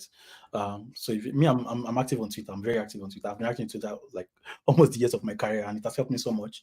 And those days when I used to look for like jobs and all of that, what I used to do is I used to create lists. I don't even know if there are still lists on Twitter. Yes, we still have lists. A lot of things have changed now, but then I used to use a platform called TweetDeck. I don't know if many people know it, but now you have normal Twitter that does that, right? I'll create list of people in those fields, especially like either the hiring managers, like the CEOs, the CTOs, or like the senior people, right? I'll create lists of them. I'll add them to all these different lists. What that just helps me do is that it helps me not to miss any of their tweets, right? So that the day somebody just announce, I am looking for, I am already there before you're looking for. Do you understand what I'm saying? So I do that a lot on Twitter because a lot of tech people, right? One thing I've noticed is a lot of tech people like to hang out on Twitter. That's general platform. Like people hang out on LinkedIn, I mean, but I Elon see Musk that just joined us, so why not? yeah, for LinkedIn, it's more about the business side of people. So Yep. all the financial people, the It's accounting, very the ops corporate and people, stuff. yeah, very corporate. Like Rachel, people like that, they like LinkedIn. That's their area. For the If you are, business people. Twitter is yes, overwhelming, Prosper. they like LinkedIn. So you can hang out on LinkedIn like that and make sure you're following people like that.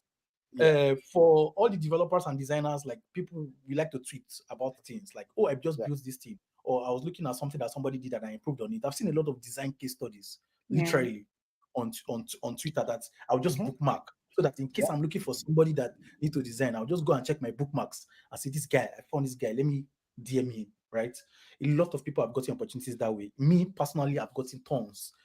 People just DM me and say, like, can I work with you? Do you want to speak at this? Can you come around? Let's do this other thing. Like a lot on Twitter. So if you can use Twitter like that too, that's great, right? Someone Yeah. say Twitter isn't overwhelming. Yeah, Twitter is very straightforward. Like if people are overwhelming, you Yeah. mute them, block, Yeah, mute. when you create your own Yeah. hashtag, hashtag, I did a job, did the job, share Then, your skills, drive it. yeah, You guys then I think Yeah. own all these tools, drive it. another thing that you can do too is I mean we are in the what do I call it? We're in the world of AI now. AI is the everything. If like in fact AI can solve everything right now in quotes. That's Yeah. how we made AI look. We're in that domain. So Yeah. another thing that people can do, I can advise now is you can capitalize on it because people are initially we were in the Web3 domain Mhm. before AI came and And after overshadowed it. Web3, we went crypto, right? You people took us to Yes, crypto. Web3, crypto, like Because if where 2 years we don't ago, know, 3 I years don't know ago, what happened that's with what crypto. everybody was talking about. But right now, if you enter any conversation of 5 developers or designers together, it's AI. Everybody's talking about AI. You can also capitalize on that. Like there are so many True. tools together AI that you can use to build amazing things and Mhm. put out there, right? And people are like, oh wow, I never knew that you're a developer. I never knew you could build this. That's probably not what you want, but you're using it to bring attention to yourselves, right? That, Yeah. I have this knowledge and I want to do better. Like, I still have a lot to learn, but just based Yeah. on the current knowledge I have, these are the things I can do. And then from there, you can get opportunities. Then the last one I like to do is feel free to email people directly, cold email. I like to do that. There's some opportunities I did, like there's some things I did for some people 2 or 3 years ago. I just literally went and looked for their email online and I just emailed the CEO directly. I emailed the CTO. Now, it is unconventional advice because, again, many people will not reply you, which is normal, right? Many people will not reply you, but you'll be surprised. Some people will reply you, right? Like, hey, this is what I do. This is my link. I built this. I discovered that you guys are looking for this. I think I am in the right position to do this for you guys. So if they reply you, they will either like send you to their hiring manager, right? And now they now know about you, right? You're different from all the other people that just apply normally. Again, feel free to email. It's called, some people call it cold emailing, right? I've tried it several times. It has worked a few times for me. It might not work for you, but don't give up. Feel free to email people because, again, the best jobs are not the jobs they advertise. That's the truth. The best jobs, they don't advertise them. It is, I know this person that know this person, or this person emailed me, or this person met me at this event. That's how it works. World is about that, that's how the world works, to be honest. So if you can email, could email people, and you'll just be surprised, like the kind of opportunities that you can get, especially for someone that is starting out. And like, job market is very crazy now, so feel free to cold email people. Yeah, so that's what I was saying, just in addition to Mr. Fowe, to what you have said. Thank you so much. Thank you so much to you both for spending this time with us. I mean, it has been a very engaging conversation. And I think one last thing I can add as we wrap up is, beyond like this cold emailing thing, I think I was talking to Sandrine about it. I don't know if it was last week. There are tools that allows you sort of like extract emails of people in at companies. But when you go to cold email people, don't just go with, oh, I am looking for a job, right? Sometimes you go to them, you should have done your due diligence, right? Find out, okay, what is the company? What's the company's, let's say, what's their vision for this year, maybe the next year? Can you, is before you cold email someone who is like in leadership or a decision maker, can you cold email someone who is within the role that you aspire to be in? Get to have a chat with them. Oh, can you spend maybe like 30 minutes? I just want to understand like how you enjoy your role. Don't tell them that you're coming to take their job, please. No. Tell them, okay, you are thinking over the next maybe 6 months to 12 months, this might be somewhere you want to work in, and you want to know if it aligns with your career goals, right? Have conversations with them. You will get to hear, okay, yeah, these are some things that we're building, at least things they are legally allowed to share without violating their NDA. They will Yeah. share some things. Then you take time to go build some form of like a solution. This could be a marketing strategy, it could be something that you come up with. And then you come back to them, oh, do you think this is similar to what you are sort of like trying to solve for? Some people may respond, some people may not. And then with that, you can now go and now meet their CEO, or even them will go and tell their CEO, oh, I saw someone who is trying to solve this problem. And or they may go and use your work. It's okay. At least they remind you have placed yourself in their head, right? But when you are trying to cold email, don't go and cold email 10 people and expect that you will get emails back. Please. You're trying to get one person to respond. You should be emailing like 1,000 people, right? Yep. Like even Prosper, who is an investor, understands that all of the money that is putting into companies, Yes. Mr. Poet, to invest in companies, not all of these startups that will work out, right? So the Ah, idea is out of a lot that's of the them, topic for some will another work out. another That's seminar. the people another day. That's But yeah, so entirely. please, yeah. So when you are cold emailing, reach out to as many people as possible and hope that, well, at least 1% may respond. So thank you so much, everyone. Thank you so much, Prosper. Thank you, Mr. Thank you. Fowe, for being part of For this the conversation. invite. Thank you for always, yeah, thank you for always answering when we call you. It's Thanks always for the a great pleasure. work you do. Yeah, Thank definitely. Yes, you, sir. thank you, thank you. Awesome work. I know, thank you. We are just following your footsteps, and we hope that we're making you proud every step of the way. Thank you so much, guys. Tabi, thank you for having us. Thank you for allowing us to take a few more minutes. The previous panel Thank you, took our Abby. time, so we're not we're not going to apologize, but thank you for having us. Enjoy the rest of your day, guys. Thank you. All right, It's bye. fine. Yeah. Y'all are my people, so it's fine. And this was an amazing session. So It's okay. Thank you so much, Mr. Forway. Thank you so much, Prosper. Thank you, Rachel. I mean, as they were speaking, I was saying, at least for me, I can also flex that I can message Mr. Forway and Prosper. Ah, yep, that's what Anyway, prospers. Once you make good impressions everywhere, it's easy to Yes. connect with people. That's True. true. You know, we had a It's great very true. connection the first time I met Tabby. It was excellent. I even quietly told Adewale that I met a great employee out of school. Yeah. So yeah, so I'm happy we're doing some work together. Yeah, Thank you. Okay. all all right. right. Thanks, Abby. Thank Yeah, all right. See you. thank you. Thank you, Ray, for moderating. Thank you guys. So um thank you guys for also being an amazing audience. How was that? How was that session? Please let me know in the chat. Let's quickly do this. Let's quickly do this. One word, two words. I can see the reactions. Okay, let me see the words. Okay, inspiring. Okay. Awesome. Fire. Okay, yeah, that's true. When you there's so much motivation to go around, right? Okay. All right. So I think I'm going to apologize, right? That the idea was for us to finish the panel discussions, right? And then head over to the sessions on navigating career paths in data, product and engineering, right? And I've been informed that these sessions have been going on. Some of you have joined. That's a good thing. I know some of us were stuck here, and with everything that was going on, we couldn't do the branching out, right? So I don't know if Sandrine is here. I don't know if the sessions are over, but yes, they actually started. You could just go back to your link and check if the session is still going on and join, but nevertheless you still got value here.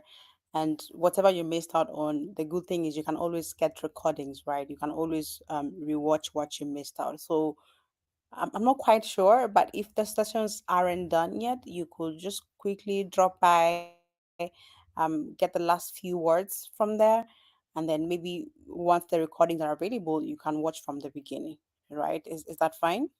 Okay. Is that fine? Does that sound like a plan? Please let me know. Okay. Okay. Okay. Oh yeah. Oh yeah. Okay. I hear that some teachers say yes, you're stuck here, but it was worth it, right? It's still fine. Where will the recordings be? Of course, they're going to be shared, and at the end of every session, when you go back to this invites link, you can always watch the replay, because the team is going to make sure that the replays of the sessions are enabled, so that by the time you come back to this link, you find them.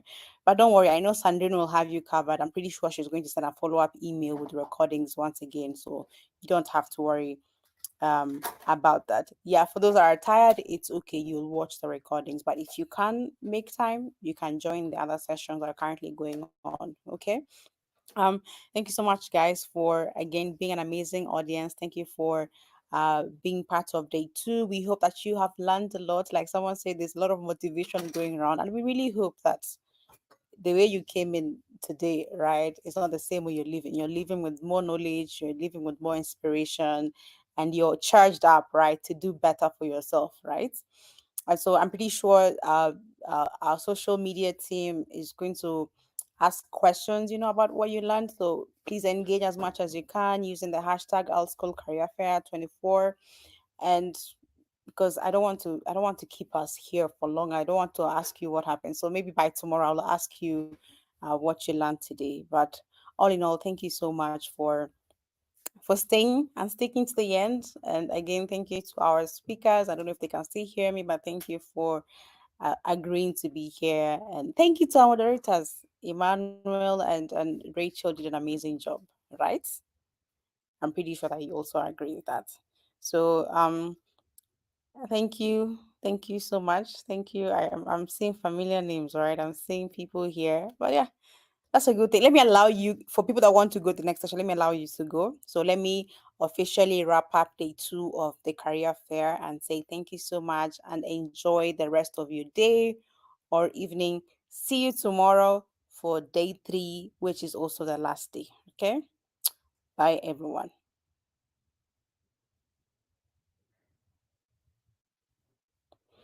So for the person asking where the other session is happening, you got to invite links for day 2.